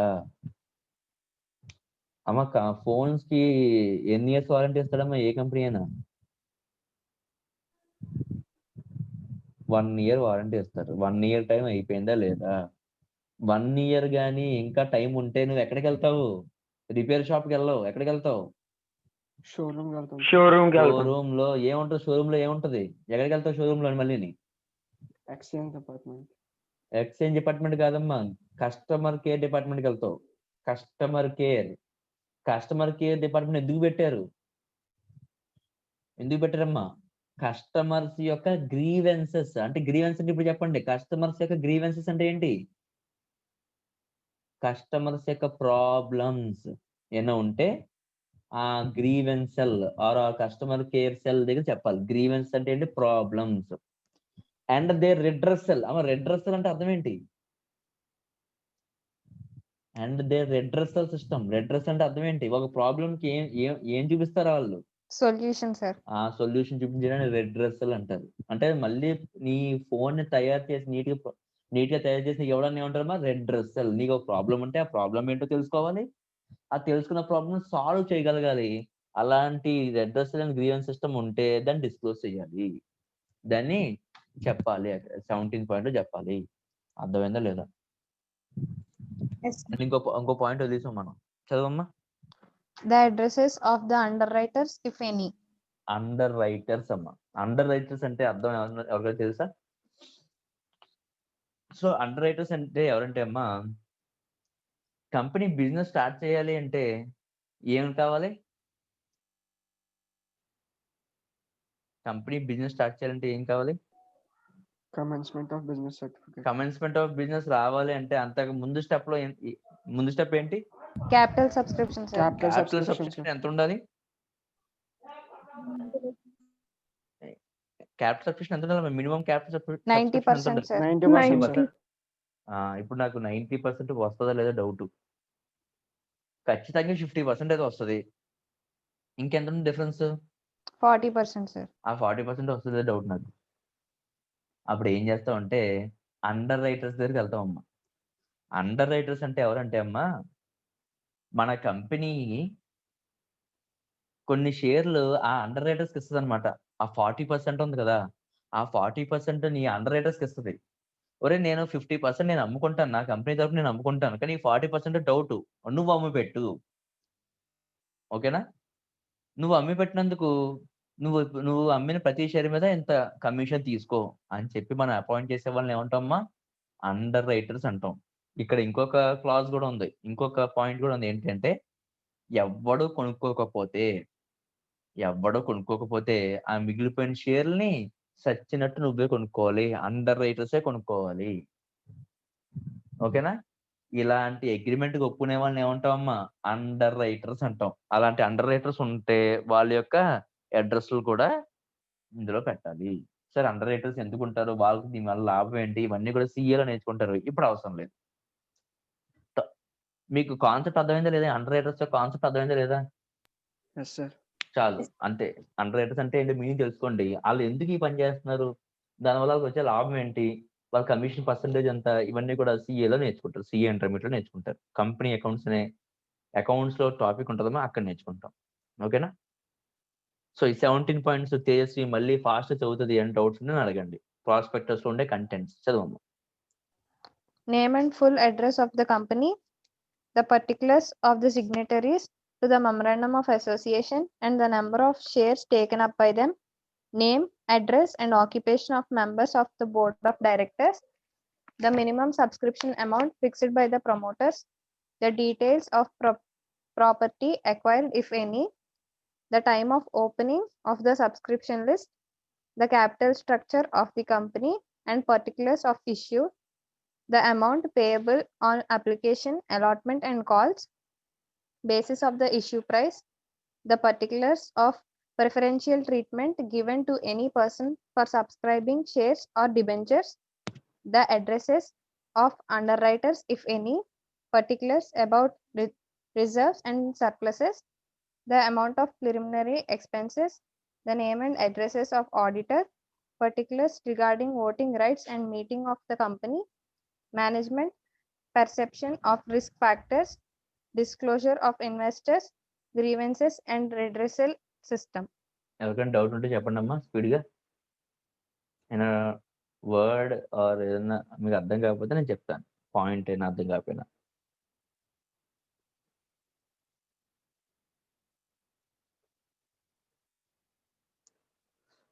సో ప్రాస్పెక్టస్ అంటే మీనింగ్, దాని యొక్క కంటెంట్స్ అందరికీ అర్థమైంది కదా. నెక్స్ట్ ప్రాస్పెక్టస్ పీపుల్కి ఇవ్వాలి అంటే కంపెనీ తయారు చేసి పీపుల్కి డిస్ట్రిబ్యూట్ చేయాలంటే కొన్ని లీగల్ రిక్వైర్మెంట్స్ ఉన్నాయమ్మా. ఆ లీగల్ రిక్వైర్మెంట్స్ ఏంటో చూద్దాం. చాలా సింపుల్గా ఉంటాయి, అంత కష్టంగా ఏముండదు, జస్ట్ నార్మల్ పాయింట్స్. ఇప్పుడు వరకు ఇక్కడ చదువుకున్న పాయింట్ ప్రతి చోట ఎక్కడో ఒక చోట మనం చూసినట్టు అనిపిస్తుంది, అలా ఉంటాయి అన్నమాట ఆ లీగల్ రిక్వైర్మెంట్స్. ఓకేనా? చదువుదాం. అభిరామ్ చదువుతావా లీగల్ రిక్వైర్మెంట్స్? Yes, sir. చదువు. In order to protect the interests of the investors, the Companies Act lays down the following regulations relating to the issue of prospectus. They are: prospectus must be dated.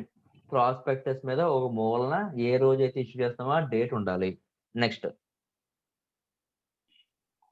It must be signed by every person who is named as director. మనం రాయాల్సిన matter అంతా, advertisement అంతా అయిపోయిన తర్వాత చివరిలోని directors అందరూ sign చేయాలి. ఎంతమంది directors ఉంటే అంతమంది డైరెక్టర్స్ సైన్ చేయాలి. Next, It must be issued within 90 days of its registration, either by newspaper advertisement or otherwise. మన రిజిస్ట్రేషన్ సెకండ్ పాయింట్ ఉంది కదమ్మా, కంపెనీని ఫామ్ చేయడానికి సెకండ్ పాయింట్ ఉంది, ఇన్కార్పొరేషన్ ఆర్ రిజిస్ట్రేషన్. ఆ రిజిస్ట్రేషన్ అయిన 90 days లోపు మనం ఈ ప్రాస్పెక్టస్ ఇష్యూ చేసేయాలి. Next It must not be issued unless a copy thereof has been filed with the register on or before the date of its publication.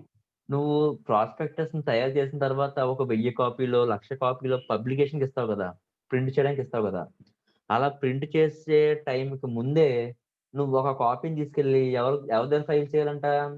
Register of companies దగ్గర file చేయాలంట. Next A prospectus must be in writing an order invitation through TV or film to subscribe for shares and debentures of a company or deposits is not a prospectus. Prospectus అనేది ఖచ్చితంగా in writing లోనే ఉండాలమ్మా. ఒక paper మీద pamphlet type లోనే ఉండాలి.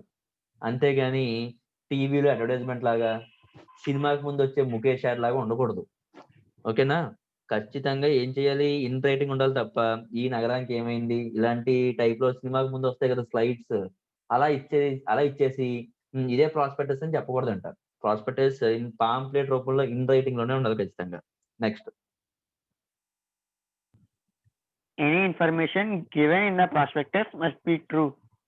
All relevant facts should be accurately stated and relevant information should be omitted. A prospectus must not contain any misstatements which may influence and mislead the mind of the reader.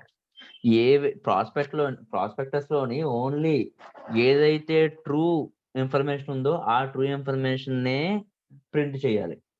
All relevant facts should be accurately stated. ఏదైతే కంపెనీకి relevant and షేర్లు కొనాలా కొనకూడదా అని share holders relevant అలాంటి relevant topics మాత్రమే print చేయాలి. And irrelevant అన్నది మార్చండి, రిలవెంట్ అని మళ్ళీ. అండ్ ఇర్రెలవెంట్ ఏదైతే అవసరం లేని ఇన్ఫర్మేషన్ ఉందో దాన్ని ఇగ్నోర్ చేసేయచ్చు. Irrelevant information should be omitted. అంతే కదా. నెక్స్ట్ చూడండి, a prospectus must not contain any misstatements which may influence and mislead the mind of the reader. ఎవరైతే ప్రాస్పెక్టస్ అవుతున్నాడో వాళ్ళని తప్పుదోవ పట్టించేటట్టు ఉండకూడదు. మిస్లీడ్ చేయడం అంటే ఏంటమ్మా? తప్పుదోవ పట్టించేటట్టు ఉండకూడదు. అన్నీ కూడా ట్రూ ఫ్యాక్ట్స్, రిలవెంట్ ఫ్యాక్ట్స్ మాత్రమే ఉండాలి. Next If there are any misstatements or misrepresentations in prospectus, it gives rise to impose civil or criminal liability on the company, promoters and directors, except who drafted the prospectus.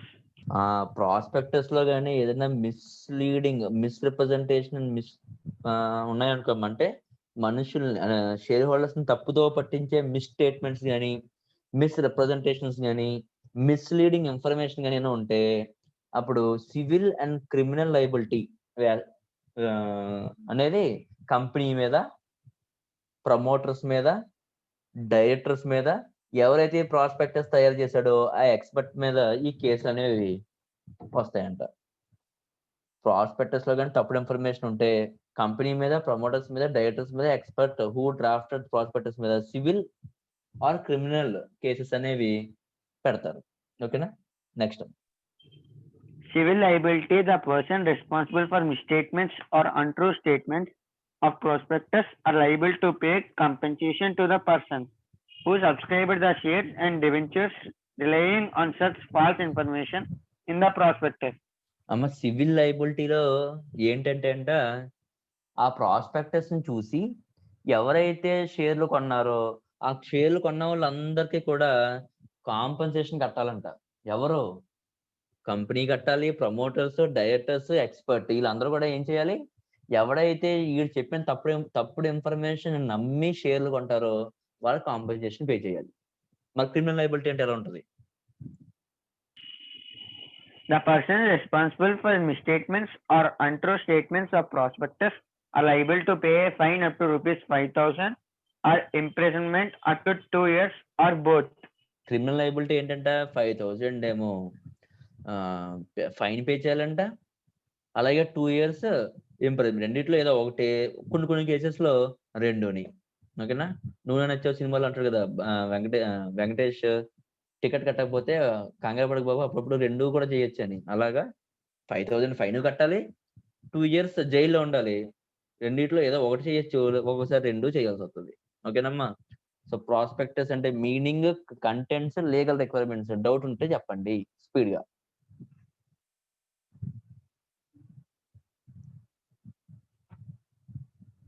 Tejaswi అర్థమైందమ్మా నీకు? Doubt ఏమైనా ఉందా? అర్థమైంది sir. Gayatri అర్థమైందా? Yes, sir. ఏమైనా doubt ఉన్నాయా? ఏమైనా points ఏమైనా డౌట్ ఉందా? No, sir. కార్తిక్ అర్థమైంది సార్. అయితే statement in lieu of prospectus చదువు. Statement in lieu of prospectus. The statement in lieu of prospectus is a substitute of prospectus. అంతే అయిపోయింది. అంతే అమ్మా, ఒకసారి ఆగు. Statement in lieu of prospect అంటే ఏంటంటే ప్రాస్పెక్టస్ కి బదులుగా మనం వేరే ఏదైనా నోటీస్ గానీ సర్క్యులర్ గానీ ఇస్తుంటే దాన్ని ఏమంటారమ్మా? Statement in lieu of prospectus. Substitute అంటే ఏంటి? బదులుగా. మెయిన్ ప్రాస్పెక్టస్ కి బదులుగా ఈ వేరే సర్క్యులర్ గానీ, వేరే నోటీస్ గానీ, వేరే అడ్వర్టైజ్మెంట్ గానీ ఏదైనా ఇస్తుంటే దాన్ని ఏమంటారు? Statement in lieu of prospectus. Underline the word substitute. Next అమ్మా. In case a public company raises its capital through some other means privately, there is no need to issue prospectus, but a statement in lieu of prospectus must be filed with the registrar at least 3 days before the first allotment of shares. It must be duly signed by all the directors. This statement is drafted strictly in accordance with the particulars set out in the Part 1 of Schedule 3 of the Act. Sir prospectus అనే topic ఉండగా మళ్ళీ statement in lieu of prospectus దాని substitute గా ఇంకోటి ఎందుకు ఇవ్వడం? Prospectus ఇస్తే సరిపోతుంది కదా అమ్మ. ప్రాస్పెక్టస్ గానీ ఇష్యూ చేసామనుకోమ్మా, లీగల్ ఫార్మాలిటీస్ అన్ని ఫాలో అవ్వాలి. అదే statement in lieu of prospectus అనుకో, లీగల్ ఫార్మాలిటీస్ ఏం ఫాలో అవ్వక్కలేదు. ఒకే ఒక లీగల్ ఫార్మాలిటీ ఉంది. ఏంటంటే ఇష్యూ చేసే 3 days ముందు రిజిస్ట్రార్ దగ్గర ఫైల్ చేస్తే చాలు. ఏంటి? Statement in lieu of prospectus. అసలు statement in lieu of prospectus ఎందుకంటే నార్మల్ గా పబ్లిక్ కంపెనీ షేర్లు ఎవరికి ఇస్తుంది చెప్పండి? నార్మల్ గా పబ్లిక్ కంపెనీ షేర్లు ఎవరికి ఇస్తుంది? పబ్లిక్ ఇస్తుంది సార్. అన్లిమిటెడ్ మెంబర్స్ అయిన పబ్లిక్ ఇస్తుంది. కానీ ఒక పబ్లిక్ కంపెనీ ఏం చేస్తుందంటే అన్లిమిటెడ్ మెంబర్స్ కి ఇవ్వట్లేదు. అంటే అవుట్ సైడ్ వాళ్ళు ఎవరికి ఇవ్వట్లేదు. తన ఫ్రెండ్స్ కి, తన ఫ్యామిలీ మెంబర్స్ కి, తన స్టూడెంట్స్ కి, ఇలా తన సర్కిల్ ఏదైతే ఉందో తన సర్కిల్ లో మాత్రం షేర్లు ఇస్తుందంట. మరి అలాంటప్పుడు ప్రాస్పెక్టస్ అనేది తయారు చేయించి ఎక్స్పర్ట్ చేత ఈ సైన్లు, ఈ లీగల్ రిక్వైర్మెంట్స్, ఆ నెంబర్ ఆఫ్ పాయింట్స్ అవన్నీ డ్రాఫ్ట్ చేయడం అవసరమా? జస్ట్ సింపుల్ గా statement in lieu of prospectus.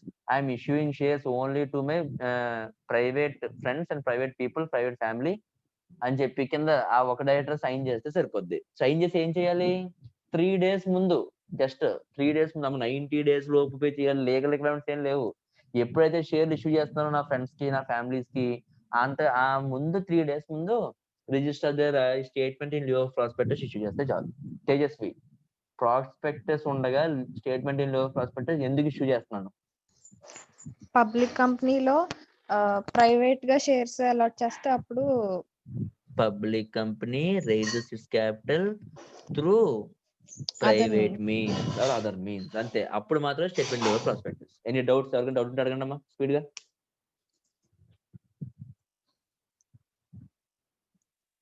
అంతే, చాప్టర్ అయిపోయింది.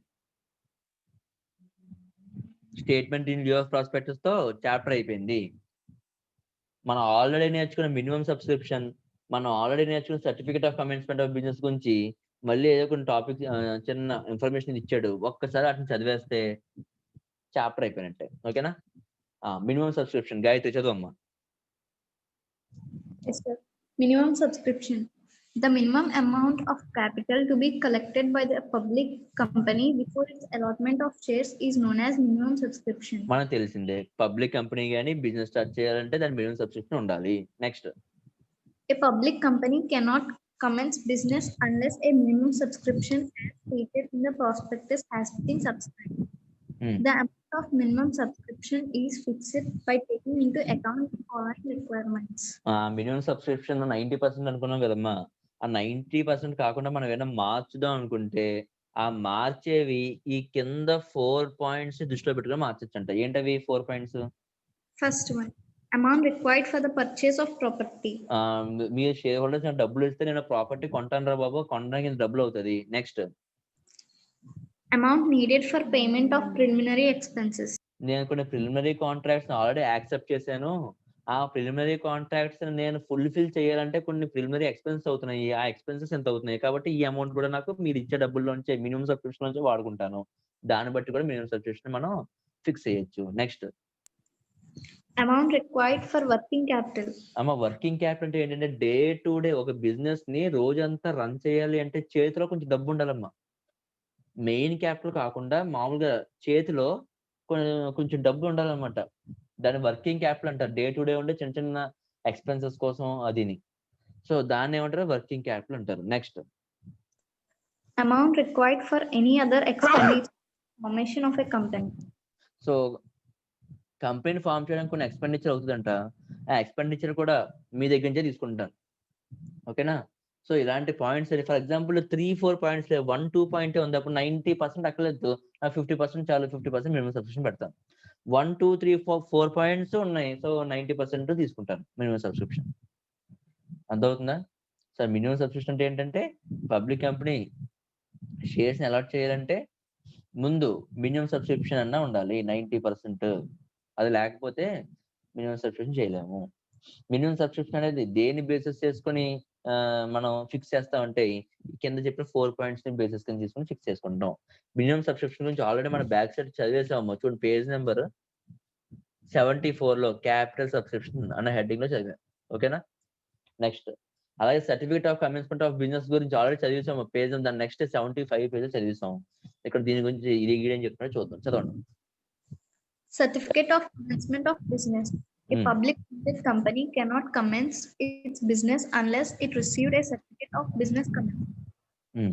Certificate is not compulsory for private limited company. Only public కంపెనీకే ఇంపార్టెంట్, ప్రైవేట్ కంపెనీకి అవసరం లేదు. ఇది అన్ని కూడా మనం ఆల్రెడీ అక్కడ నేర్చుకున్నాం పేజ్ నెంబర్ 75 లో. Next It means private company call commence its business. Call కదమ్మా, కెన్ అది మార్చుకోండి. Can commence.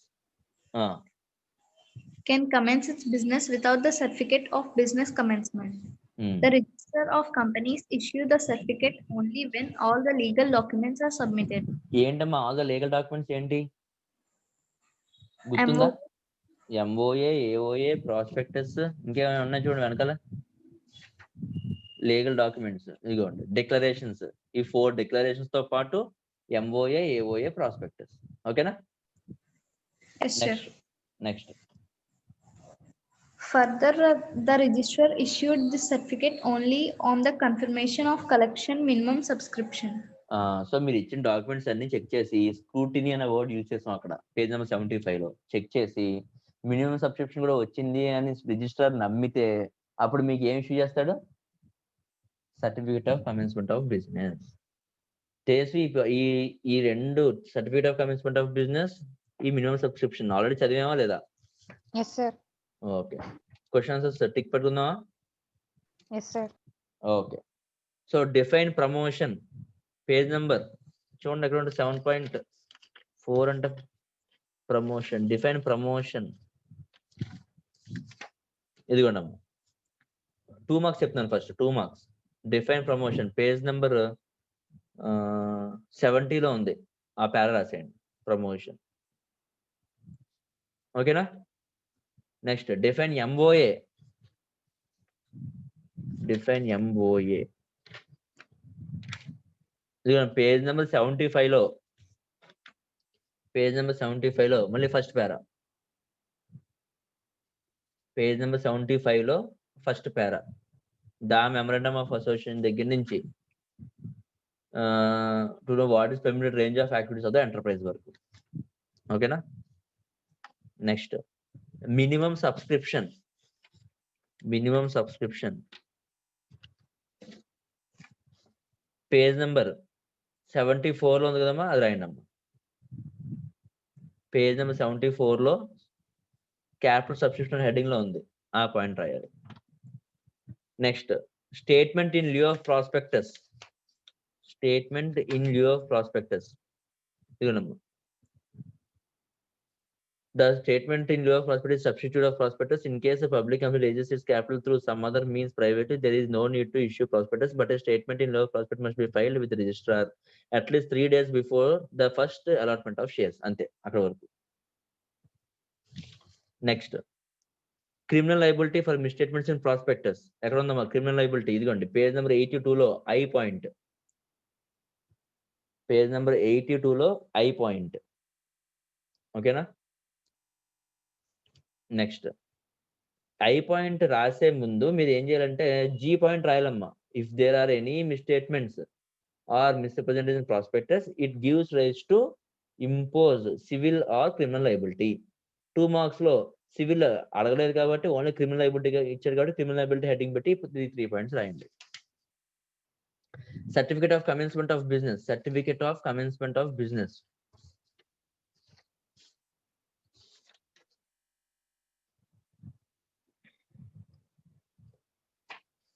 Certificate of commencement last para రాసుకున్నామా. A public company cannot commence its business unless it received a certificate of commencement of business. This certificate is not compulsory for a private limited company. Okay నమ్మా. అలా వద్దు. This certificate is not compulsory for private limited company. ఇక్కడ నుంచి private limited company. Next, the register of companies issue this certificate when all the legal documents are submitted and confirmation of మళ్ళీ ఈ point అంతా రాయకుండా are submitted and confirmation of collection of minimum subscription. అంతే అయిపోయింది. 2 marks complete అయినాయి. 2 marks ఉన్నాయి. అందరికీ అర్థమైనయే మళ్ళీ చెప్పాలా? గాయత్రి టిక్ పెట్టినావని. Next short answer questions. What are different types of promoters? What are different types of promoters? ఇదిగోండి పేజ్ నెంబర్ 72 లో 1 2 3 4 5 ఈ ప్రమోటర్స్ రాసే ముందు ప్రమోటర్స్ అంటే మీనింగ్ ఉంది కదమ్మా. ప్రమోటర్ మీనింగ్ కూడా రాసండి. A promoter promoter is one who undertakes to form a company. He is instrumental in bringing a company into existence. Promoter may be individual, firm or association of persons or a company అని రాసి అప్పుడు types of promoters 1 2 3 4 5. Next, discuss the difference between MOA and AOA. Direct question 5 points 6 points ఉన్నాయి. మొత్తం రాయాల్సిందే, మొత్తం చదవాల్సిందే.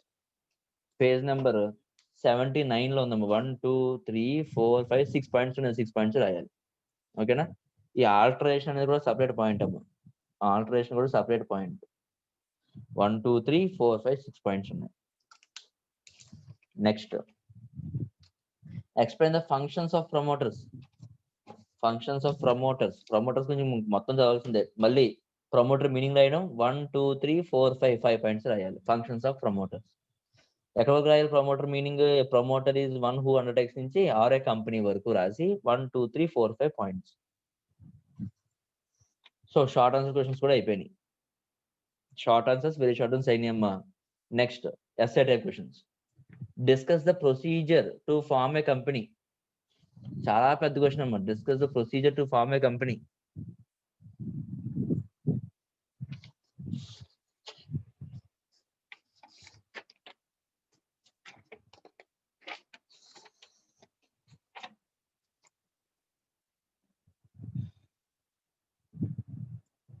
Discuss the procedure to form a company ఉంది కదమ్మా.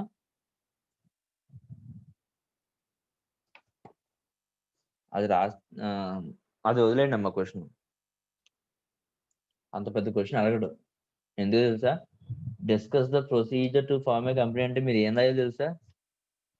Promotion గురించి రాయాలి, ఇన్కార్పొరేషన్ గురించి రాయాలి, క్యాపిటల్ సబ్స్క్రిప్షన్ గురించి రాయాలి, కమెన్స్మెంట్ ఆఫ్ బిజినెస్ గురించి రాయాలి. సో అది వదిలేయండి. అది వదిలేసి second question. Discuss various steps involved in promoting a company. ఏముంటామా డిఫరెంట్ స్టెప్స్ ఏమన్నా ప్రమోటింగ్ కంపెనీ? ఇదిగోండి పేజ్ నెంబర్ 71 లో discovery of an idea, detailed investigation, assembling the requirements, financing, proposition. అంతే. అంటే మీరు ఏం రాయాలి ఆ క్వశ్చన్ కి? ప్రమోషన్ మీనింగ్ రాసి 1 2 3 4 పాయింట్స్ రాయాలి. ప్రమోషన్ మీనింగ్ ఇక్కడ వచ్చింది కాబట్టి మళ్ళీ 2 మార్క్స్ రాయక్కర్లేదు. అర్థమవుతుందని చెప్పింది.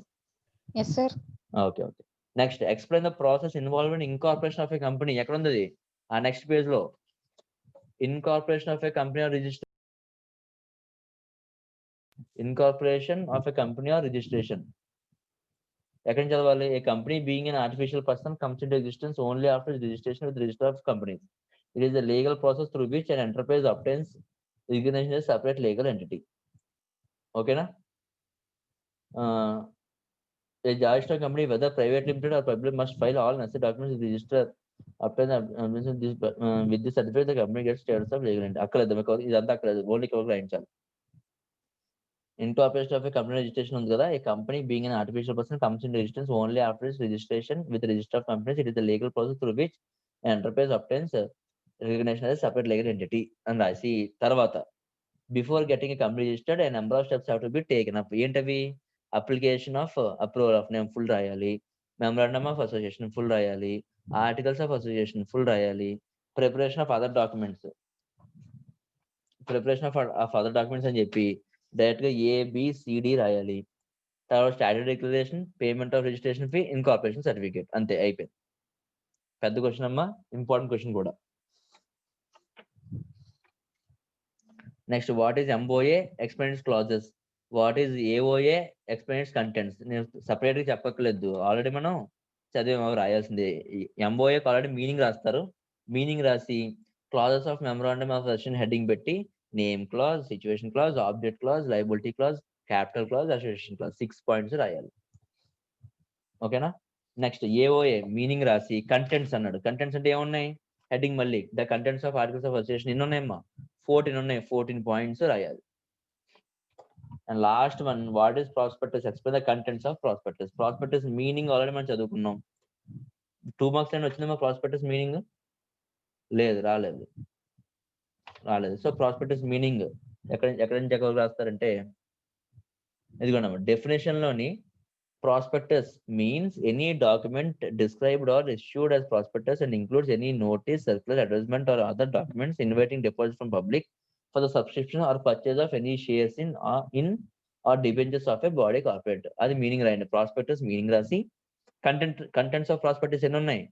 1 2 3 4 5 17 ఉన్నాయి. 17 రాయాల్సిందే, తప్పదు. మరి పెద్ద క్వశ్చన్స్ ఇవన్నీ. ఇంపార్టెంట్ చాప్టర్ కూడా చాలా ఇంపార్టెంట్. సో పెద్దగా ఉన్నాయని చెప్పి వదిలేకండి అమ్మా, ఖచ్చితంగా. ఫస్ట్ క్వశ్చన్ అయితే మాత్రం వదిలేయండి, అది అక్కర్లేదు.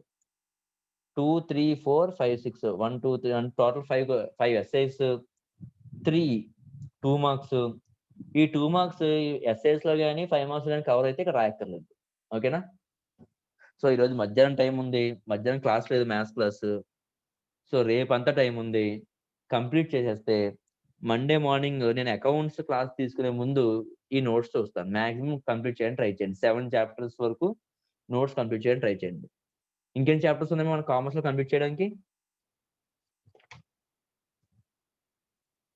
8 9 10 11 12 ఇంకా 5 చాప్టర్స్ ఉన్నాయి, కంప్లీట్ చేద్దాం నెమ్మదిగా. సో నోట్స్ రాయడం అందరికీ అర్థమైందా? ఇంకా డౌట్ ఉందా? Sir, articles of association meaning full రాయాలా sir? Articles of association full గా ఎక్కడ ఉందమ్మా? Articles of association 77 sir. అది కాకుండా ఆర్టికల్స్ ఆఫ్ అసోసియేషన్ ఇక్కడ ఉంది, రాసేయండి. ఇన్కార్పొరేషన్ ఉంది కదా ఇక్కడ వరకు. It is document which contains rules and regulation related to the internal management and also the capital structure of the business. A public limited company may not require to file its own articles of association. It may adopt model clauses prescribed in Table A, Schedule 1 of the Act. A private company is required to submit its articles and duly signed by the signatories. ఇక్కడ ఉంది కదా articles of association, ఇది అక్కడ రాసేయండి. Okay, అంటే మీరు నా ఉద్దేశం ఏంటంటే ఇక్కడ మీరు చదివేటప్పుడు రాసినప్పుడు మీకు ఇబ్బందిగా ఉన్నా, చదివేటప్పుడు ఇది అది ఒకటే ఉంటది కాబట్టి ఇంక 2 సార్లు మీకు మళ్ళీ బై హార్ట్ చేయట్లేదు. AOA అంటే ఇంకెక్కడ చదివిన ఒకటే గుర్తు రావాలి బ్రెయిన్ కి. ఓకేనా? ఇంకేం డౌట్స్ ఉన్నాయా? సిక్స్త్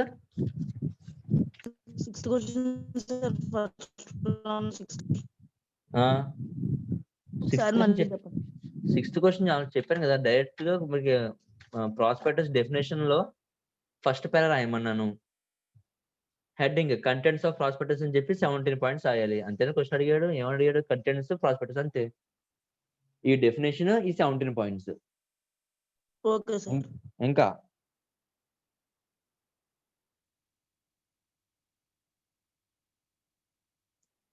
ఇంకేమైనా డౌట్స్ ఉన్నాయమ్మా? No, sir. ఓకే అయితే థ్యాంక్ యూ. ఈరోజు మధ్యాహ్నం అండ్ రేపు ఎలాగో కొంతమంది పండుగ ఉంటుంది, సో మ్యాక్సిమం కంప్లీట్ చేయడానికి ట్రై చేయండి. ఓకేనా?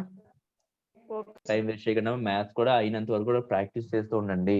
ఎందుకంటే మిమ్మల్ని క్లాస్లో కూర్చోబెట్టి ప్రాక్టీస్ చేయించడానికి, టెస్టులు పెట్టడానికి సంవత్సరం కుదరట్లేదు కాబట్టి కొంచెం మీరు ఓన్గా వర్క్ చేయడానికి ట్రై చేయండి. ఓకేనా? Thank you. Thank you, sir.